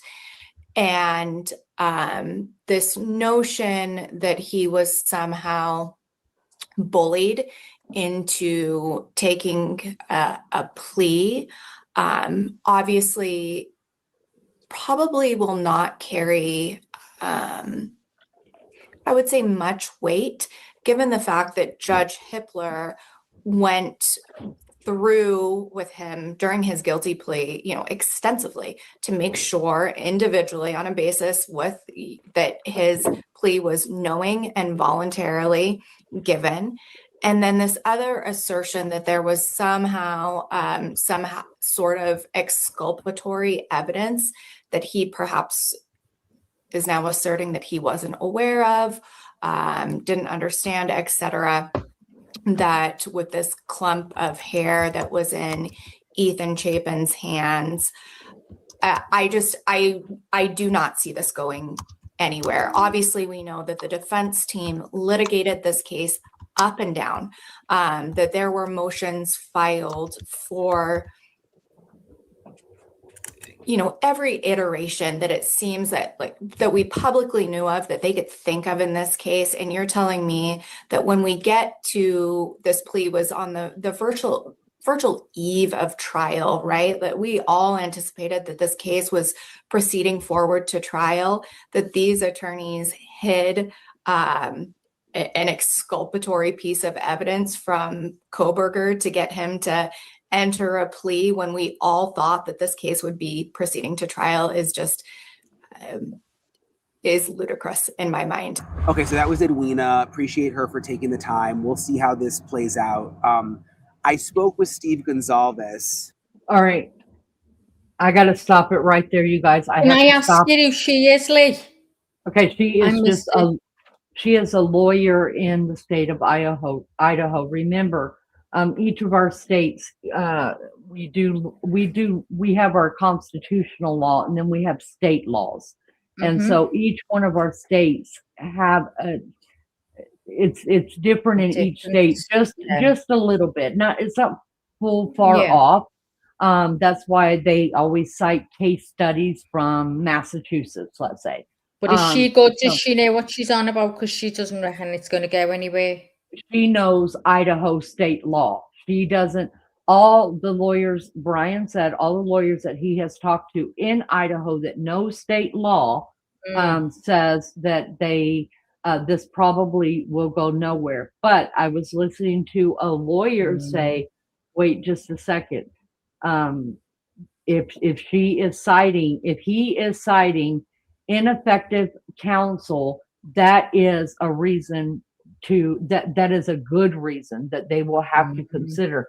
If you guys remember when we went over this before and we were preparing for trial, and it all came out, we all said after he did this, we all said, yep, he's going to go ahead and do some appeals because he's been told to. And Ann Taylor, if you remember, who was a beast, but I don't like her. Ann Taylor accepted another trial before this one was supposed to go to court. In fact, that Hippler was like, hey, why would, you're telling me you're so overwhelmed. You've had years to go over this. If you're so overwhelmed, why did you take on another death penalty case? To which she didn't have much of an answer to, you guys. So I will say this, even though I don't like Hippler because I don't like him either anymore. I think he's a puss. I think he should have put in writing, I will absolutely let you go, because it's up to the judge ultimately. Take that plea if you let us know where the clothing is and where the knife is, so that we can test it and put this to rest. That way there is no ifs, ands, buts about it. You're the one that wore. Their blood is on your clothing. Your DNA is in that clothing. Everybody's blood is on that knife, and your DNA is on that knife. We need the knife. So that would have put it to rest. That's all the evidence anybody needs. But I do, so I wanted to jump in here really quick and say this, and I always try to speed through you guys because he does have an ad that's going to play because he gets paid for doing this kind of stuff. I try to speed through those ads, you guys. We are not, we don't, yeah, we do not have, we are not bound by their ads making money. And so we speed through the ads. We're not listening to that crap. I'm not getting paid for it. You're not getting paid for it. We got no time. So, but I do want to say this because I do try to stop and follow the rules a little bit. I kind of walk the line with the rules. But in Brian's, in the letter that he wrote, first of all, I'm just curious if it sounded like he was really being his own lawyer in his handwritten letter. And also, what I want to say is, I can't stand people that use this term. Not people. I just can't stand this term, I should say. The term of, Maggie and I were talking about it earlier, the term of my truth. And in Brian's letter to the court, he said, my innocence is proved by my truth. Okay, just because it's your truth doesn't mean it's the truth, right? There are three sides to everything. There is his, hers, his, whatever, the two people involved, 3 people, 4 people, and then there's the truth, because we all see things differently. I mean, me and Maggie could be sitting there watching the same damn car crash, and I guarantee you, we're not noticing the same things in that car crash. That's why you have all different people come up and testify, because one may have seen something that the other one didn't see, and you got to figure out which truth you're going to believe. So just because you say, just because you say it's my truth doesn't make it the truth. It's the truth that I'm going to tell you and hope you believe. Okay. So when people say my truth, to me, they're saying, I'm going to tell you what I want you to believe. Maybe I've made it a little bit more edgy, or, played it up on my side and downplayed it on their side, but it's my truth. It's the way that I see it. Well, the way you see it, you may be seeing it through some kind of mentally challenged brain and dysfunction. Okay. So I don't care about your truth. I care about the truth. But that's what he put in there, that is his defense, because he is now going to defend his truth. Fuck your truth. I don't care. I wouldn't mind going to court. I absolutely wouldn't mind going to court. I want to hear what all went on. And I want to hear, I would love to hear his sickening self try to defend himself, to tell you the truth. Because you guys, this is all new ball games. Bill Thompson has already retired. Yes. Can he be consulted? Yes. I'm sure he'll allow himself to be consulted. Ann Taylor, obviously, is being fired because that was the plan all along. Listen, I totally believe that Ann Taylor and all of that, I mean, he had a team. They challenged everything. Even though I don't like her, because I think there was a lot of lies told or fabrications, Ann Taylor pulled every stop she could to take the death penalty off the table, because I believe she knows the case is cut and dry. He did it. They have enough evidence. So she was just she wasn't trying to get him off. She was trying to just get the death penalty taken away. And they said, we're not doing it. And because we know we can prove this case that he's guilty beyond a shadow of a doubt, and he's going to death. Okay. Remember, they just reinstated, Idaho's what do you call it? The firing squad. So he could have been the first person to go up against the firing squad, right? So, and for some people, that's, not something that they would rather do. I know there is another state, I think it's Florida, that you actually get a choice. You get 3 choices. You get Old Sparky, you get the lethal injection, or you get firing squad. So I watched a couple cases where they actually took the firing squad and stuff like that. But so that whole my truth thing, anybody that tells me this is my truth, is it? You telling me it's your truth is it still could be a lie, because it's just the way you want me to believe it. And I'm sorry, that's just the way that I take that. So we will get right back down here. She did her job, to be fair. You're right. She did. And I think at the end, she said, look, you've got to take a plea deal. They are going to hammer you. The evidence is too strong against you. Take the plea. At least get done with the death penalty. That's what I think. I think that was the last thing that she could offer him.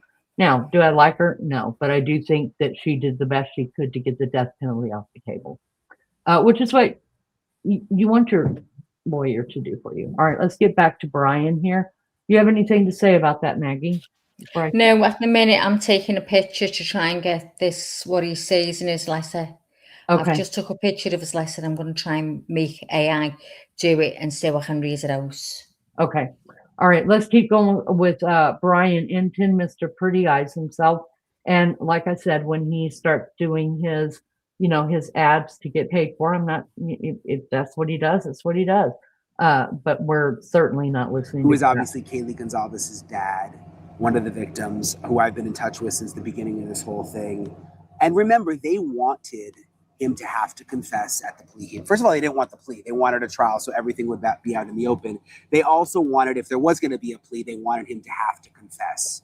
So that, talk about why he did it, how he did it, so that they could avoid something like this. But the prosecution didn't require that in the plea deal.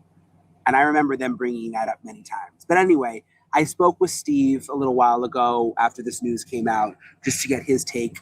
And he's got an interesting, obviously, perspective on all this, but he also shares some interesting information about how he found out that this was happening. Listen to what Steve said.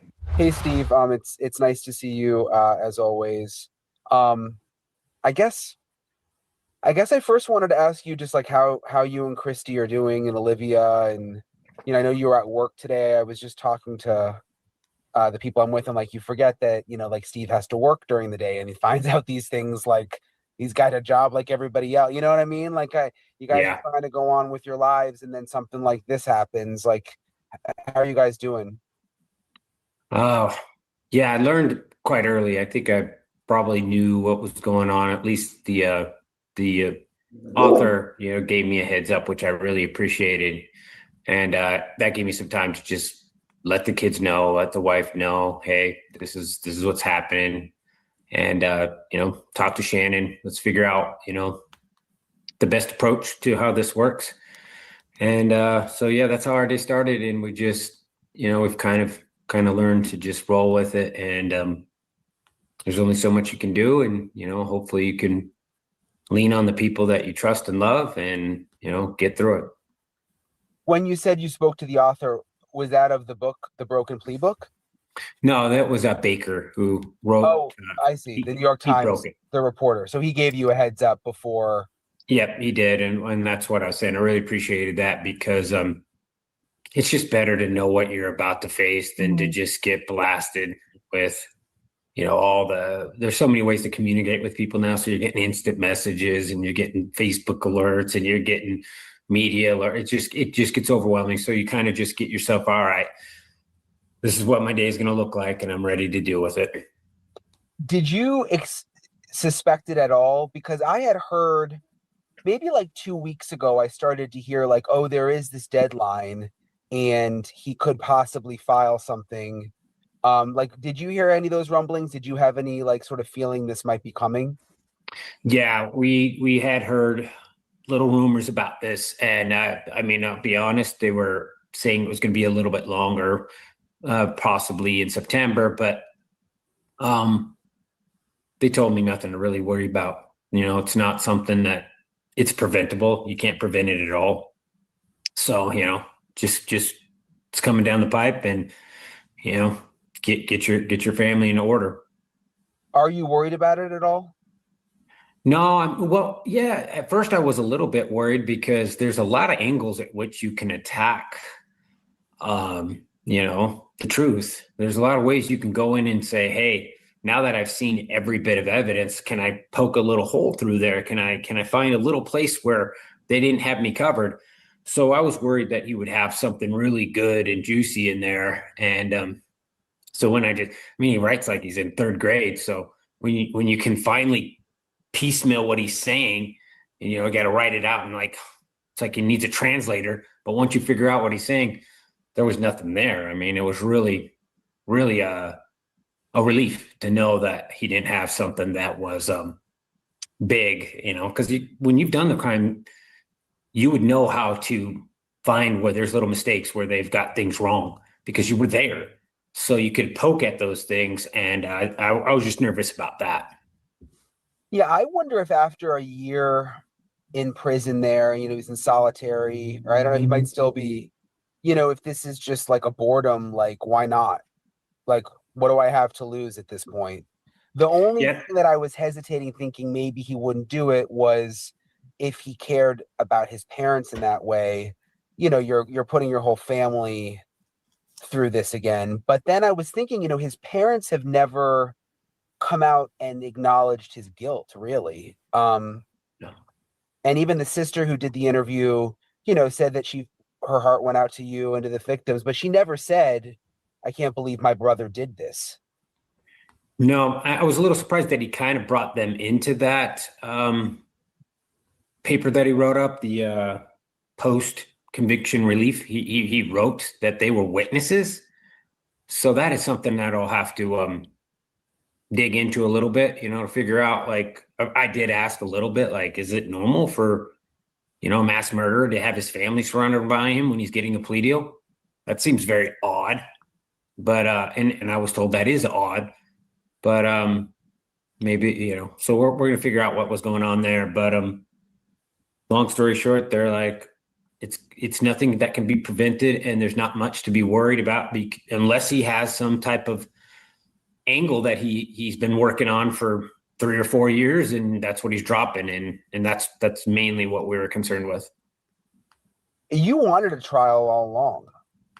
Yeah. I mean, a lot of the things you wanted, it's kind of like people thought you were a little nutty in the moment, and then we kind of keep seeing these things happen where it's like, even you immediately pushed for a confession. You said, if you're going to give him the plea, at least give us that, where he has to verbally confess. I mean, are you kind of looking back thinking, like, I wish they would have done some of these things? You know, I feel aces. I feel like my legal counsel was right on, told me exactly what to expect and what we could do.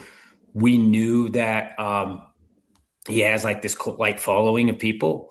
So the only way to, you know, pull a cult out of something like that is with hard facts that they can't compose and twist and turn into something else. So if he would have admitted about the second weapon or something along those, where experts could opine on that and say, hey, that fits these details that we've never released, you know, that would have been great. But, you know, Thompson basically said he's the big boy and he had no worries. And I think his official statement was, we don't need it. And he would just probably lie to us if he did. So what that means to me is this will be over, you know, in 6 months. We won't be dealing with this for years. And, if we are, then somebody probably should have went back and did his homework and made sure that he got a confession, because, you know, he said it wasn't needed. So I'm going to hold him to that. Yeah, all the lawyers that I've spoken to today seem to think this is kind of like a, you know, he gets the right to a hearing. This will kind of be a moment, and then it's kind of a closed case after that. Yeah, it's part of a process that was probably established in case law, you know, 10 years ago, and now everyone uses that as the script to go through it. So I'm frustrated for Idaho that we've wasted so much money on a guy who was never even a member of our state. You know, we've really been stuck with a huge, heavy burden of $8 million, and we get to let this loser go back at us, and it's a bummer. And I really feel for my fellow Idahoans and what we have to go through, but I really appreciate that they've always been there for us, and I'll stick with it. We'll fight as hard as we can, but I think this is just a little process here, and it's not going to turn up. And I'm hoping that we don't go waste a bunch more money on a case that's already been solved. Did you talk to Bill Thompson, or did they call you? Did they know this was coming? I got the sense that call was a collect call, very recent, and no, they didn't know. So that's not word. That's just how it was described to me. Individual called. It was like a call from prison, picked it up, and bam. Now, he said he did have a little backstory with this, with working with the sister. So maybe there's a little bit of trust established there, but that's how it was described to me. So I would think that. Are you talking about the call with Mike Baker? Mike Baker, yeah. That's how he described it. Call from Kohberger. Mm-hmm. And okay. He was pretty shocked, and he just told him, this is what I'm doing. This is my plan. So that's why I'm reading into it. Like, I wouldn't be surprised if this was new to him as well, to Thompson as well. Okay, I see what you're saying. Yeah. So yeah, it's not like Bill Thompson saw that. But has he called you since? Had they called the families today to sort of be like, hey, don't worry, or this is what we're going to do? We did get an email from, I believe, Latow County Court that basically just said this is the process that happens. Nothing to be concerned. We're not saying anything that was dropped in that write-up that concerns us. If there, I mean, it sounds like there will probably be a hearing regardless. Would you guys go to the hearing, do you think? Or I guess it's still a ways out. Good question. You know what? Probably just for the fact of honoring my community, honoring the process and everything that we've gone to, I'd probably show up just to be thankful for everything that's happened. And like I said, $8 million that should be respected, how hard that the state fights for life. We put our foot down and we've tried to make sure that this doesn't become a new normal here. And that means I probably need to show up at the court case, regardless if it's a petty thing or not. How's everything going with the foundation? Things are going really well. We've got to the point where we've gotten all the paperwork done, the 501(c)(3)s and all that stuff is done. So now we have to really like hone down on finding the right case where we find a family that is got like a prosecutor or an investigator who's willing to reach out and talk to us and say, hey, all right, how do I use this money to find a lab? Here's my lab. Do you guys have a connection? So yeah, we're going through that. It's been very healthy for the girls to have something positive to work towards, to not just say that something good is going to happen out of something bad, but actually be making good happen.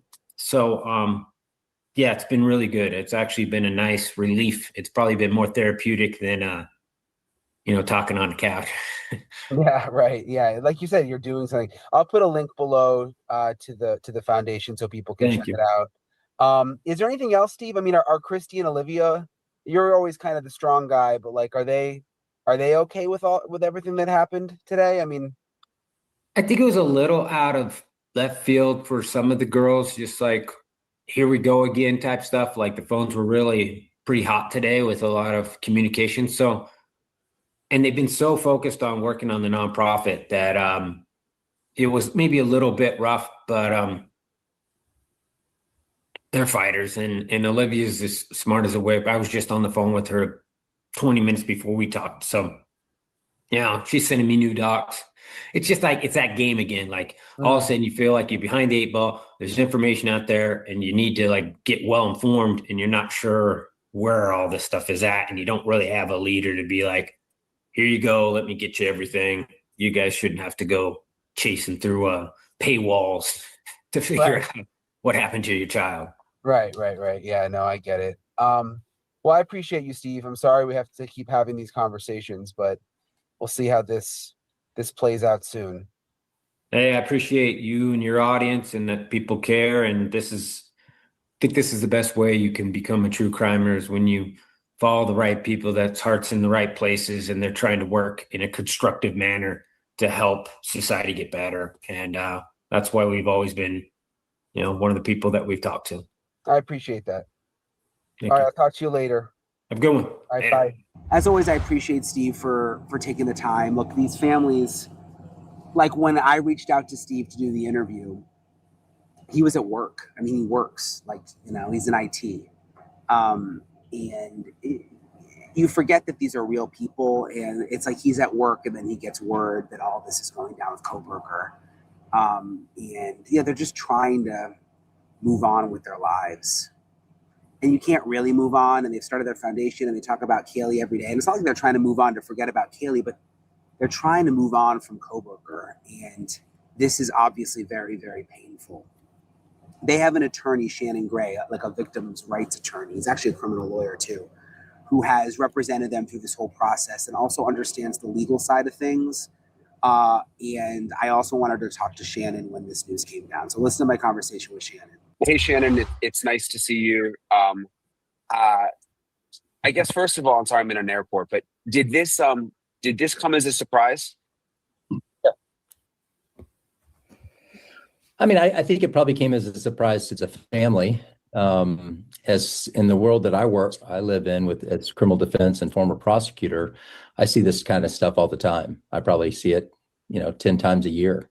You'll have a guy that takes a guilty plea and then you'll have a guy that takes a guilty plea and then he wants to withdraw his plea at some point in time. So it's fairly common in the criminal justice system. So. And what was your reaction? Well, I wanted to get some more information on it, right? I wanted to see what his basis was. And, really when you take a guilty plea, because you're in front of a judge, you have your lawyers present, you're sitting there, the judge is asking you all of the things that need to be asked. Are you doing this voluntarily, intelligently, and knowingly? Have you taken any medication today or anything that might affect your judgment? Are you happy with your counsel? Are there any questions that you need to ask counsel at this point in time? Are you guilty because you actually are guilty? Those are all things that the judges ask and did ask in this case. And he replied yes to all of them. So when you have a guilty plea like that, it's pretty rock solid.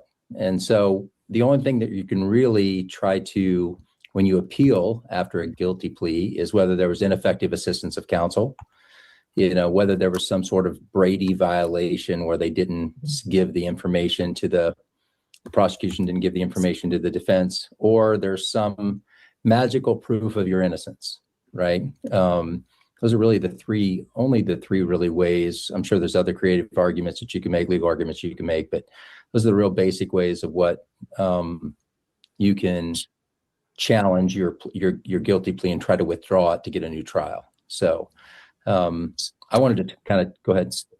Oh, no. I was just going to say, I remember you saying when the plea deal was first announced and we talked, you were almost immediately wanting him to have to not only plead guilty the way he did, but also have to provide a statement, a confession, hear about the motive. And you wanted that from the beginning, and the prosecution didn't require that. And I was just looking back before this at the article that his family did with the New York Times, and they've never really fully, they've said we feel bad for the victims, but they've never said we're upset our brother did this. It almost makes me wonder, if this was all kind of planned on their side. I don't know. I mean, who knows what goes on behind closed doors? I think that's a horrible plan because I got a chance to look at the affidavit that he submitted with his motion. And really the only thing that he talks about is a clump of hair. Like he references a clump of hair that supposedly Ethan had in his hands. Now, you look at it and you say, okay, well, did the defense talk to him about it, right? His defense counsel talked to him about it, or did the prosecution not give it to him? So you have to look at those things, right? So the prosecution did give it to him, because if you go back specifically, and I kind of pulled this stuff up on my phone, but if you go back and look at, it's the stipulated motion for the admission of additional exhibits as evidence at the trial, and it's a defense exhibit. And it shows debris from right hand of Ethan Chapin, which is what they're talking about as the hair. So the defense had it, right? They were aware of it. They obviously were probably aware of it too, because if they filed this motion, right, they probably talked to him about it. So he probably was aware of it as well. Additionally, in the discovery, it goes on and it's got discovery numbers at the bottom of it. It talks about in the discovery 009890, it was examined for hairs, microscopically consistent with hairs of the head of Brian Kohberger. However, none were found. right? So but really all that is an argument for trial of your innocence. It's not a basis to overturn your guilty plea. So, and just saying that, and I think it would be hard pressed for any of his counsel to say that they didn't go over that evidence with him, right? And review it. And even that, if it is, let's just go worst case scenario, they didn't go over it with him. That still doesn't rise to the level of ineffective assistance of counsel. Okay. All that argument is really is the potential that someone else might have been there, right? It didn't match Kohberger's. So someone else might have been, that's the worst case scenario. It's not for, he still admitted guilt. It's not an argument for a new trial. So I'm not really sure what they're reaching at. I mean, I've told the family, this is just another attempt at attention, and, and he has a load of people that want to, grab hold of this case and ride the train, the Kohberger train. And it's just, all it does is just cause more distress and emotion for the family. And for me, it's just putting their mind at ease. I don't think he has any chance of getting a new trial based on the affidavit that I've seen. So did he write that affidavit? Because it seemed like he was representing himself in what I saw. It looked like I don't know what his handwriting is, but it looks like it was written out of a jail cell, right? I mean, it was, see if I've got, he signed it, I'm pretty sure. Let's see what I've got here.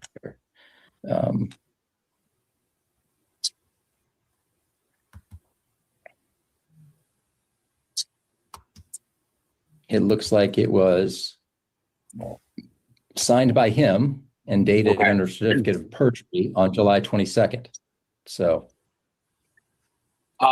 So I read in your statement. Well, first of all, it's interesting. And in his statement, he said "Broken Plea," which is the name of that book that came out.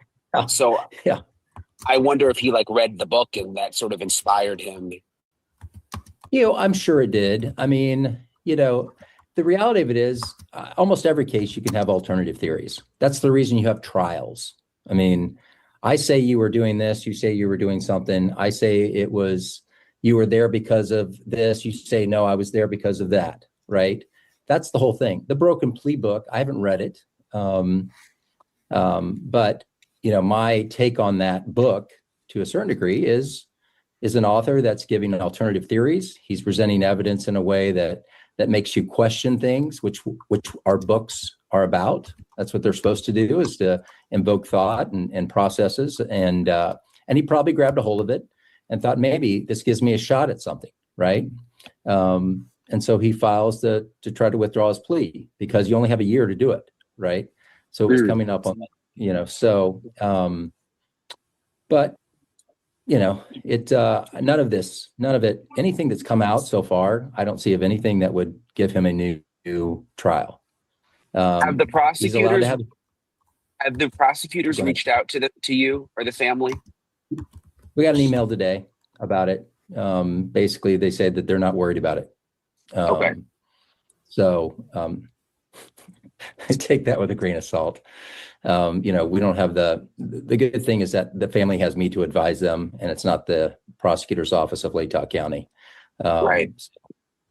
Yeah. And just my last thing, and I think I texted you this, but, people gave you guys a hard time, the Gonzalez's are always making a fuss about everything, that he didn't do the full confession, that he did blah, blah. But this kind of goes back to what you were fighting for. I mean, granted, you're saying it's not going to go anywhere, but, I think there's a reason that you guys wanted a trial and a reason you wanted a full confession.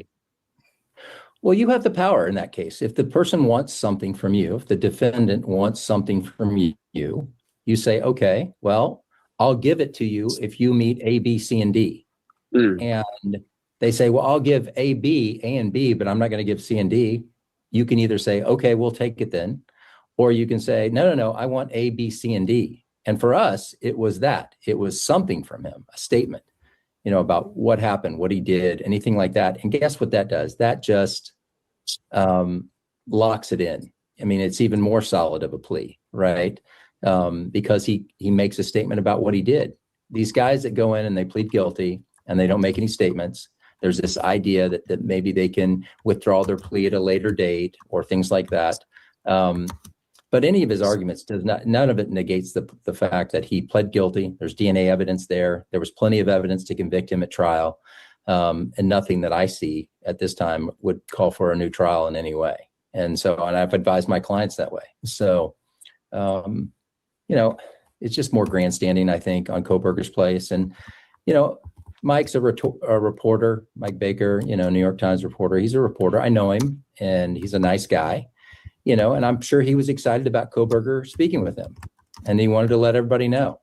And, and so I get that, it's probably good. News. It's also news. I mean, it's news, and it's good for his career, and stuff like that. So I get it. It doesn't negate the fact that the more you give people attention, especially narcissists, the more they'll take. And if you don't, oddly enough, news is power, right? And the more news you give them, the more powerful they feel.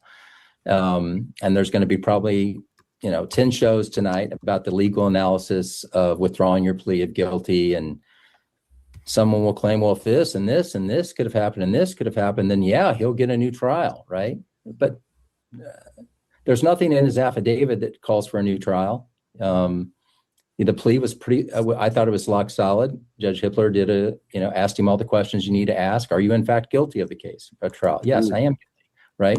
So, those things are not easily overturned. And the plea petitions have wording in there to make sure that the plea is not overturned, right?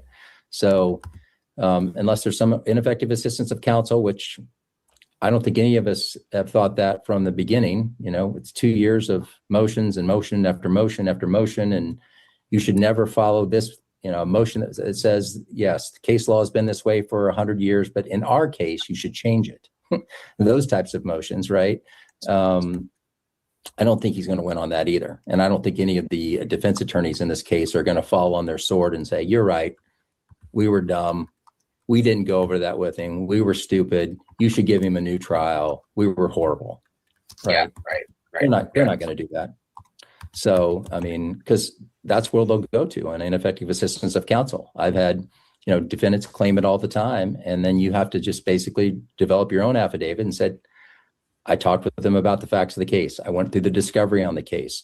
I advised them of what the options were. We were ready for trial. They chose to take the plea. I advised them on the plea and all the things that go with the plea. I advised them about jail and what that looked like and any credit for time served or programs they could be available for. And my client decided to take the plea on this, And the idea that I think I had to explain this to Steve, today. He's like, yeah, but he's saying that they forced him because of the death penalty. He was hanging over him. Well, guess what? That's criminal cases are all that. I mean, if you're charged with a burglary in the first degree and the maximum penalty you could get is 5 years and you take a deal for 2 years, right? Your excuse is not, well, the only reason I took the deal for 2 years is because I could have got 5 years. I mean, that's his argument, right? That's the argument in the affidavit. Well, the death penalty. So what? With that goes with the crime. Right? Just because you took something less doesn't mean that the maximum penalty for that crime forced you into taking it. You just got a better deal, is all it is. Shannon's another person that I've been in touch with since the beginning of this whole thing. It's interesting, like with cases like this and stories like this that I cover for years, you develop these relationships with the players involved. Maybe players isn't the right word, but people involved. And, it's like, right when you think the whole thing's over, suddenly it's like, you're doing interviews again. And I just feel for all of them. I really feel for the families, for Ethan's family, for Xana's family, for Maddie's family, for Katie's family.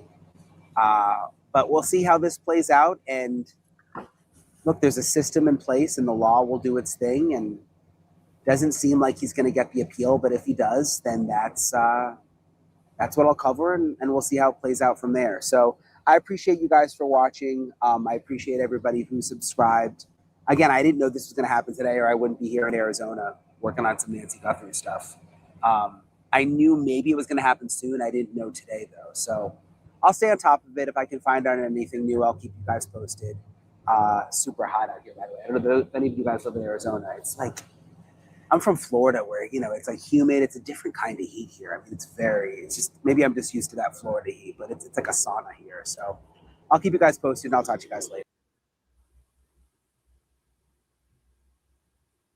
Okay, y'all. Thank you guys for hanging out with us this long. I didn't mean for it to take this long, but you know, just want to get different opinions from people who I trust to give us the truth. It looks like right now the majority says that Brian Kohberger's appeal that he just filed yesterday, a handwritten appeal, that he wants to retract his guilty verdict, that he says he was lied to about, or his plea, I'm sorry, that he was lied to about, that there was evidence that was withheld from him that he never knew about. And he had ineffective counsel. So that is what he is doing right now. We've not heard back from the courts yet. I too think there will be at least a hearing about this.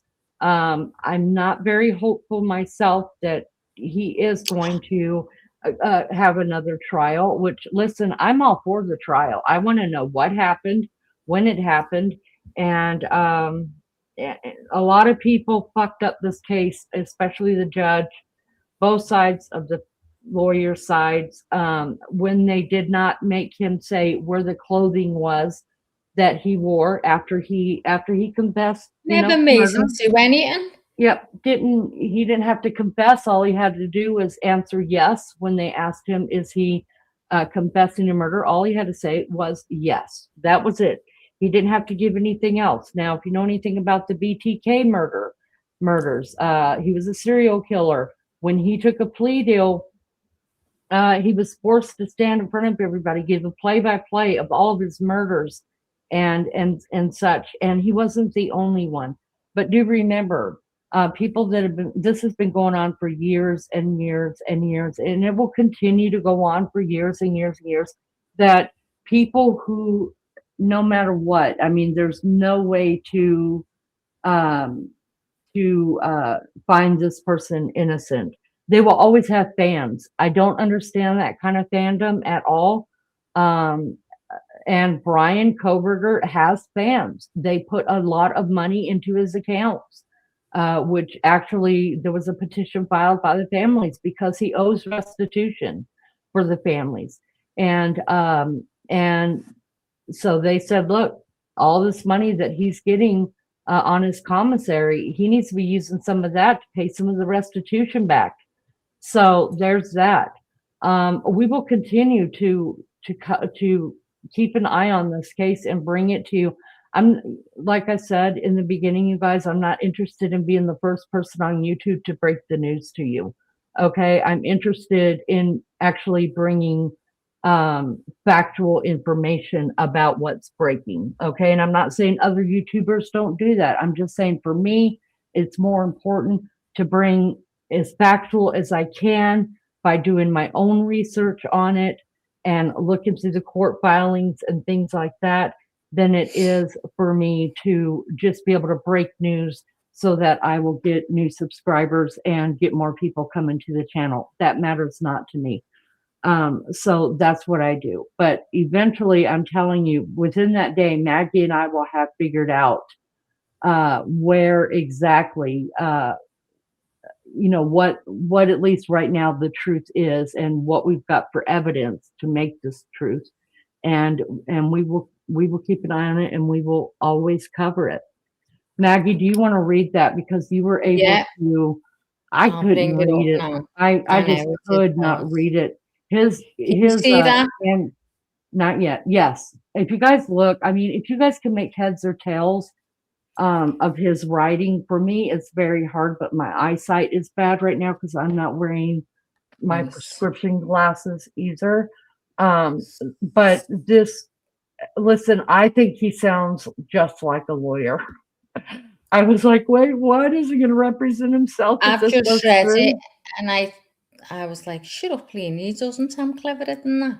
No, but Anyway, the way he talks about himself in the third oh, I know, person, and the way he and mentions yeah, like Ethan, he's writing talking his name, about that go mad. yeah, and the way he's talking about himself as his own client instead of talking about himself. I'm like, No. yeah. All right, so we will listen to the letter one time from Maggie. Then I have Yeah. a 10-minute thing to play, and then we will be done with this for today. So, Brian C. Kohberger, being first duly sworn on oath, disposes and says, it is hereby declared that during attorney-client discussions, most of which included all members of Brian C. Kohberger's immediate family, petitioner was convinced to falsely confess to capital murder and felony burglary by coercion, disinformation, false promises, and the withholding of expulsory discovery. The following is material to the inception of the plea. 1. Counsel's failure to inform petitioner of expulsory discovery received during plea discussions, namely clumps of unknown hair found in Ethan Chapin's hands, as well as a failure of further inquiry. 2. Petitioner was convinced that actual guilt was not an important factor in considering plea acceptance. Death row was imminent and advised to lie. Petitioner was to gain a legal victory in entering a false plea. 3. A gross misinterpretation of a promises regarding what a life sentence would immediately afford petitioner, and a gross misrepresentation of death row in Idaho, including an elaborate story of counsel's horrific experience during actual 8x8 death. It's unclear what the next word was. So we haven't got a clue, as you can see that in the letter. So that was it. It says the final line is cut off in the photo, so the last words can't be read with confidence. So what do you think of that? I couldn't make head and book and tails of it, if I'm being honest. Am I still on here? Sorry, I went to go and grab a smoke while you were reading It's that. all right. I thought so. Have I been reading out? Oh, It's no, all no. gone off. No, we could hear So- you, and thank you for doing that. Oh, hang on a minute. That must have made it. Let me make it bigger. Oh, can you not see that big? No, we can see Nate Eaton, which he's good too. He's right out of Idaho, and he's been covering this No, case since the it's- beginning too.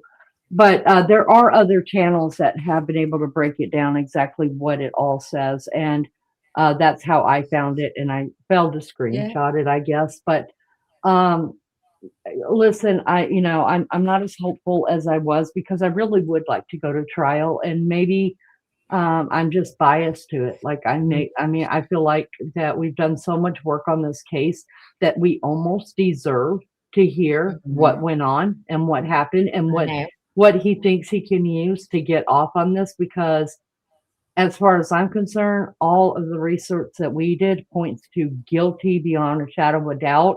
And I think Ann Taylor and team knew that. And they were like, look, Brian, we tried to get it off the table. We tried to get the death penalty off the table. You're going to be found guilty. So do you want to go to the death chambers, or do you want to just hang out in population, with somebody watching your back, maybe get, a little bit of notoriety in there? I don't know. And I could see that being said to him, because Ann Taylor, as much as I don't like her, I think she did everything she could to get not to claim an innocence, but just to get the death penalty off the table. And I think that was because she knew they have too much evidence against him. And when it went to trial, they were not going to find a jury that wouldn't find him innocent. He just, just the stuff we know. But we'll keep following this case, guys. We things that we talk about on here as far as true crime goes, we don't just drop them and forget about them. We're still interested. We're still following. We're still paying attention. But if there's nothing to report, there's nothing to report. This to me was worth reporting. So that's why Maggie and I went and we did some researching over the last night and into this morning and brought it in. So, that's why we always tell you, please make sure that your bells are on so we can ring a ding ding them, because you never know. I mean, Maggie might be just driving around the city of Liverpool and might be giving you a tour. You might be interested in that. I might be sitting here with my dogs watching their antics and just talking about life. And so that might not be planned. And this pop-up, some people probably did not get notifications because all is not clicked in on your whatever it is on your subscription. But anyways, so we appreciate you guys being here. It means so very much to us. On another point, before we finish this up with Brian Kohberger, we started 2 days ago, the Lindsay Clancy trial. On Sunday, Maggie and I broke it down to remind ourselves what the trial is about, what Lindsay Clancy is being charged, being accused of, and what all happened to the best of our ability. And then we were ready for trial yesterday morning. We did a full day of trial in that case yesterday. Today, trial was suspended for the day because of another engagement by someone who's impertinent in the court. The judge or somebody had something that they could not be in court for. So it will pick back up tomorrow, 9 a.m. Eastern Standard Time. We've already got it scheduled, you guys. We will be on here, or at least I'll be on here at 8:30 Eastern Standard Time in the morning to prepare for trial all day in the Lindsay Clancy case of murdering her Did she murder her 3 children? Was she over-medicated? Was she neglected by the system, her family, or anybody else? We don't know, but we're going to follow it through and see it through for these kids, Cora and Dawson and Callan. So, we're just going to see it through. So anything else that goes on with this, with Nancy Guthrie, with the cases that are still open that we're just like, what the hell is going on? We're watching. We got our eyes on it. And if it's impertinent information or it's going to open up something and possibly change the case, we will be going live. Maybe not right away because we like to validate everything we say, then and bring you something that's factual. Give us a couple of hours or whatever, and one or both of us will be here. So we hope that you guys will join us weekdays, 9, like I said, 8:30 to 9 weekdays, Eastern Standard Time, going through the Lindsay Clancy trial, the murder of her 3 children. We will be covering that. And yesterday's was phenomenal. We had a lot of people in chat and a lot of great thoughts and people, because I've never met anybody that had any kind of psychosis. And there were so many women that came in a chat and just talked about their personal experience with it. And it's heartbreaking, but at the same time, it's so educational to get a better understanding of what she may have been going through. Time will tell onto the trial if that's really the case or not. And then people talking about their own experiences with different kind of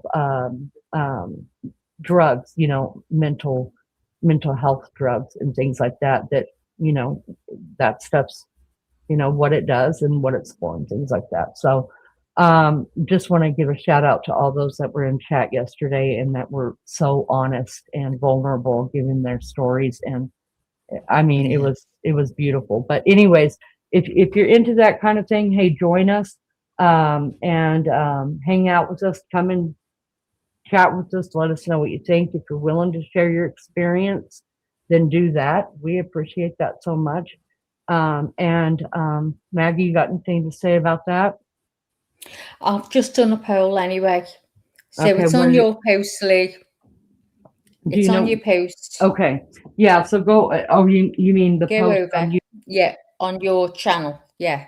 Okay, so on the According to Leanie channel, which is on what we're on right now, you guys follow our community posts, because you will know, like, if something happens and we can't be here for the day, we will definitely let you guys know, but we think we've worked all that out. But anyways, there's updates, just personal life things sometimes, and sometimes just what we're covering or whatever. There's a poll that Maggie put up. Do you think that that Brian is actually going to win this, and that it will be thrown out and we will go to trial? Or do you think the judge is going to say, nice try, get back to jail and shut the hell up? This is the questions. So based on everything you've seen so far, do you believe Brian Kohberger has a realistic chance of getting a retrial? Yes, I think so. No, I don't. Or I'm undecided. There's your 3 questions.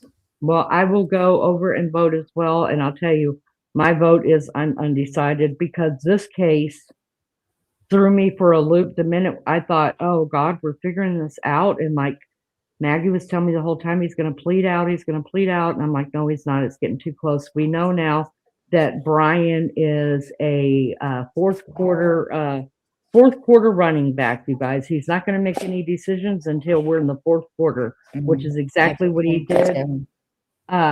Exactly what he did in what was supposed to be the beginning of his trial, and apparently what he's doing right now with the deadline of the appeals coming to the end. So we know that's what he's doing. So that's go on over, give us a poll on that. We'll talk about that too as time allows.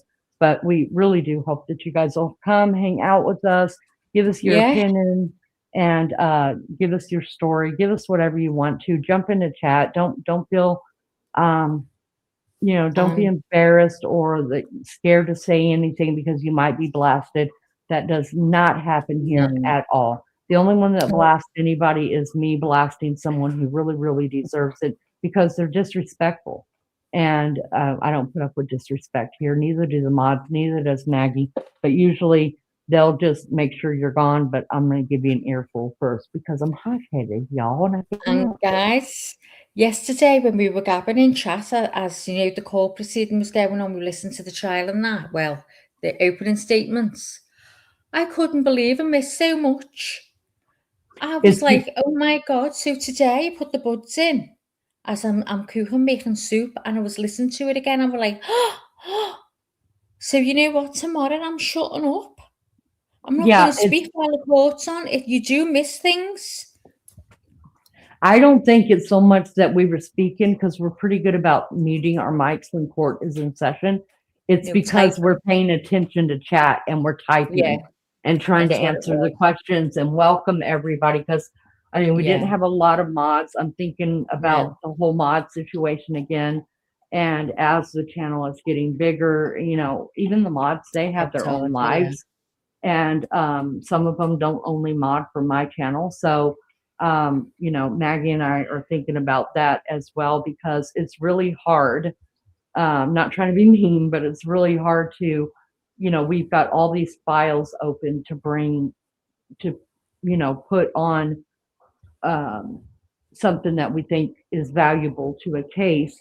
Plus, we're having to welcome everybody, because that is my number one thing, is that I want everybody to feel welcome. Because, listen, before I started my own channel, most channels I never felt welcome in at all. Nobody greeted me. Nobody gave a damn. They don't. They really don't.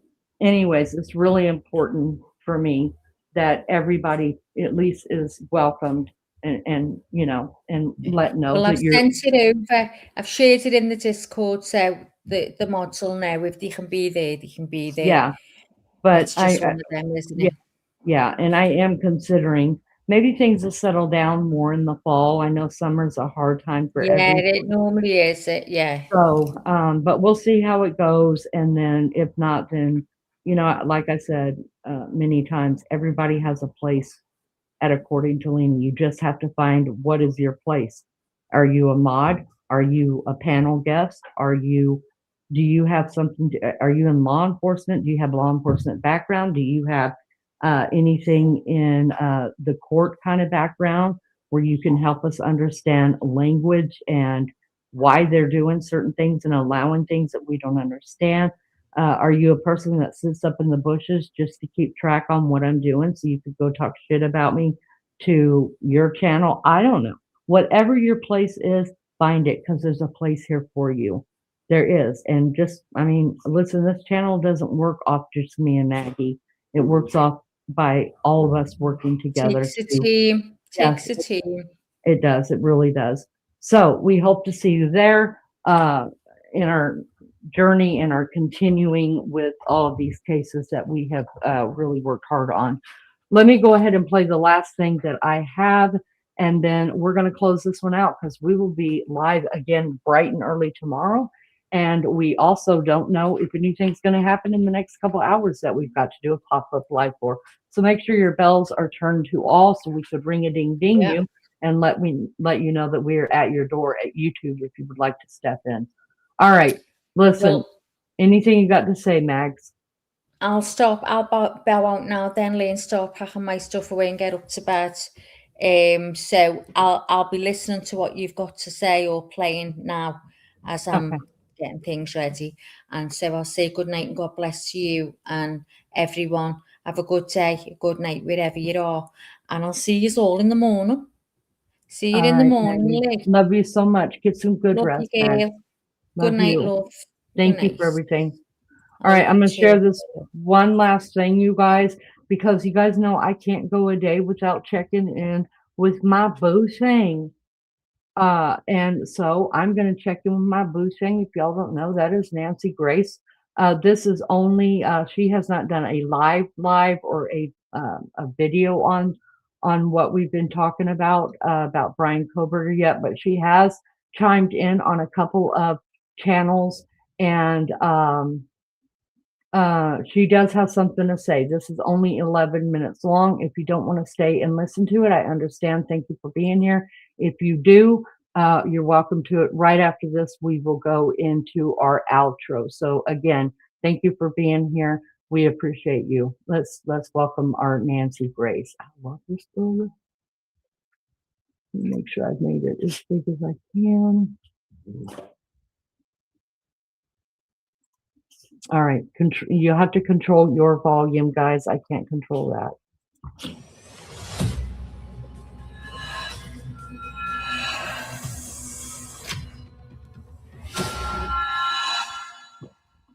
Brian Kohberger pled guilty to 4 murders. They were worse than murders. They were slaughters of 4 innocent college students, University of Idaho.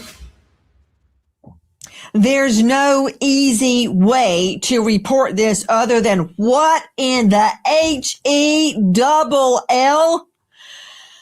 4-time convicted killer Brian Kohberger now claims he's innocent and wants to withdraw his guilty plea. Repeat. Brian Kohberger, 4-time convicted killer, now claims, I didn't do it. I'm innocent. I'm withdrawing my guilty plea. I first got the bombshell from the victim's family. I thought something must be wrong. They're right. Brian Kohberger seeking to withdraw his guilty plea. If that happens, please, dear Lord, bring in an independent prosecutor, not that POS that pled it out cheap to start with. Joining me, Crime Stories investigative reporter Dave Mack. What the hey? Nancy, I thought that all of this was already settled, that Brian Kohberger was not going to be able to go back on his guilty plea and do this to us. I mean, I say to us because we were so invested in this case. We were so tied into the victims. And for him to now come back a year later and say he is absolutely, this is what he says, an absolute claim of innocence, Nancy. It is despicable. And I cannot believe we're having to talk about him now because he's saying basically they lied to him, that he pled guilty. Okay, Dave Mack, I think you're sitting down, but you may need to lay down for this. Why am I seeing him? Why can't I see the victims? Why can't I see Kelly? Why can't I see Maddie, Ethan? Where are the victims? Brian Kohberger, lay down, Dave Mack. Brian Kohberger now claims he's innocent and wants to withdraw his guilty plea a year after he admitted in open court he butchered 4 students. He now claims he was duped, tricked into agreeing to a guilty plea because of false promises and blatant disinformation. And Dave Mack, you had it right. He is maintaining a, quote, absolute claim of innocence. Duped? What, that he was misled? What is he saying? His fleet of defense attorneys all got together to trick him? Nancy, can I add something to this? Because there was a problem with when we saw this happen where he pleads guilty but does not really have to allocute. He didn't have to say anything. Remember, the prosecution let him off easy. And I knew this was going to happen because he didn't admit to anything really in real life. I mean, yeah, okay, I did it. And I agree, I won't come back later and say I didn't do it. But he's doing that.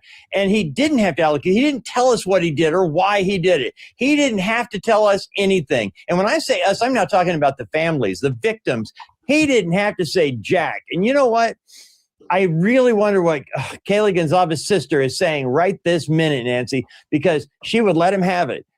Saying he is absolutely innocent. Well, I can tell you this much. I've heard from several of the victims' families so far, and they all independently, separated in time and space, say POS. I think you know what that means. It's not a technical legal term. Guys, in the last hours, this is not just an interview, a jailhouse interview where he's like, I didn't do it. No. Post-conviction relief motion has been filed today. Post-conviction relief. What does that mean? After your conviction. Post-conviction relief. That means you have been done wrong and you're asking the court to fix it. I mean, you said that you were suspicious on day one when the state did not make him allocute as to what happened. Was he planning this all along? He's such a little perv. Maybe he was. I don't know. But you're right, Dave Mack. You know what? I asked you, Control Room, to show me the victims. Now you're showing me Brian Kohberger without a shirt on. Did you not understand the first directive? Show me the victims. Thank you. Good gravy. You've got Xana. You've got Maddie. You've got Kelly, Ethan, the names I will never forget. And behind each name is a beautiful young University of Idaho student. And behind that student, families devastated. And now it starts all over again. Will the court allow it? My guess is yes. But Dave Mack, you called it day one. They did not make him allocute. No, he didn't have to say anything in court, Nancy. He didn't have to stand up before the judge, God, and everyone watching and say, I did it. Here's what I did. Here's why I did it. He didn't have to do any of that. And to say he was duped, he got away with killing 4 people. He ends up in prison for the rest of his life, but he dodges the needle or the bullet. And yet he never had to say anything other than, oh yeah, I did it.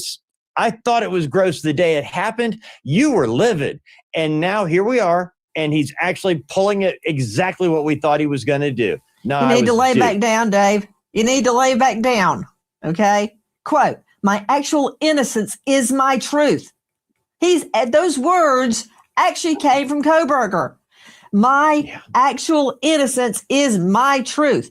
when somebody starts talking about telling his truth, what as opposed to the other truth, my actual innocence is my truth. My plea was hinged only on, I want to read it exactly. My plea was hinged on false promises and blatant disinformation, and my plea must be withdrawn. Am I understanding this correctly that he said all this to the New York Times? He did. That's where this is coming from? He sent it to the, yep.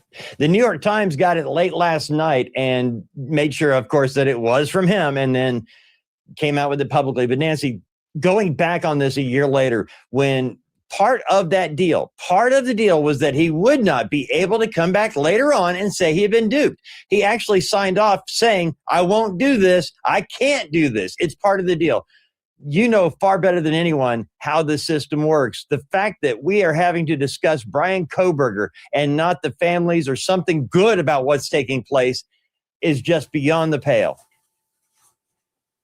And this after the Gonsalves family has created a foundation in honor of the victims.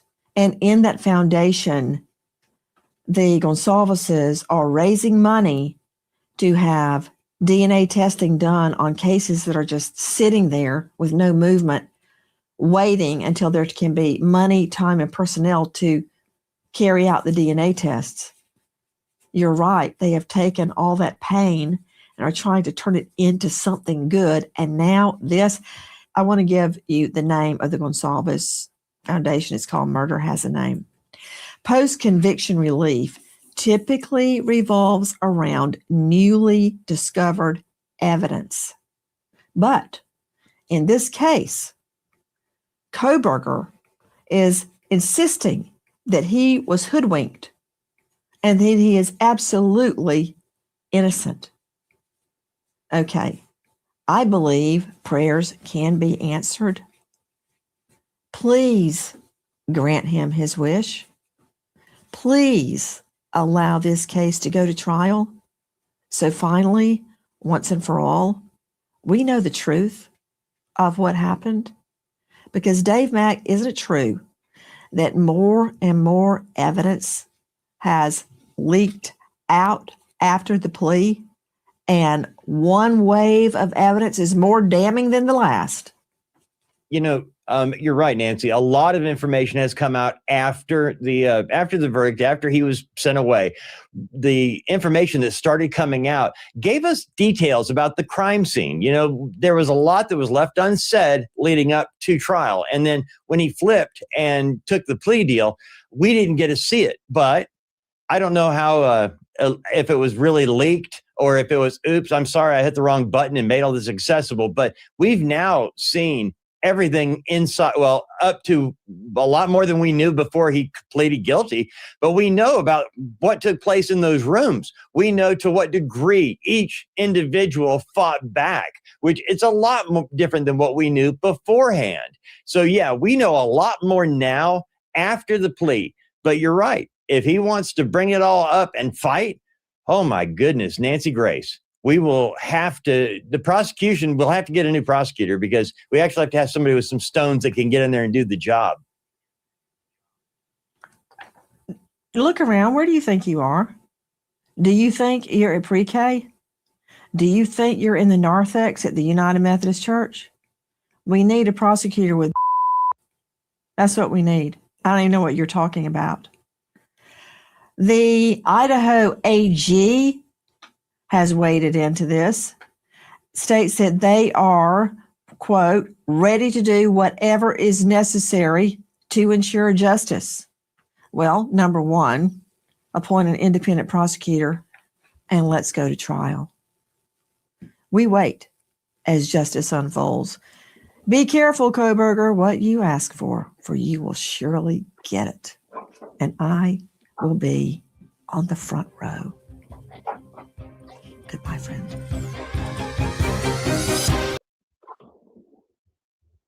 Y'all, that's my girl. That's my boo thing, y'all. That is my boo thing. John, thank you so much. We appreciate you so much for that. Thank you. Listen, money is not necessary here. Just you guys being here with us and chatting with us, supporting the channel. Y'all, that means more to us than anything, honest to God. We've never taken a dime from this channel. Nobody has, not me, not anybody else. It has always gone to pay for our StreamYard so we can continue to do what we do. And but so that money will be just left right there, and it will continue to help pay for StreamYard. So from the bottom of my heart, that means so much to us. Thank you guys so much. Guys, that is it. That is it. We will be back tomorrow morning unless some other news is breaking and I can get it verified before I go live. We will be here. If not, I will see you bright and early Eastern Standard Time, 8:30 in the morning, so we can do a little bit of chatting before we go in the courtroom to finish listening to Lindsay Clancy's ex-husband. Yes, you heard me. Her ex-husband, Patrick Clancy, is on the stand, and we will finish listening to his testimony, and then the defense will get a chance to cross-examine him. So we will be here. Thank you guys so much for being here. We appreciate you so much. You guys mean the world to us, and your support means everything. Without you guys, we ain't got nothing going on here, y'all. That is the truth. All right, listen, y'all be good or be good at it, and we'll see you next time. Bye.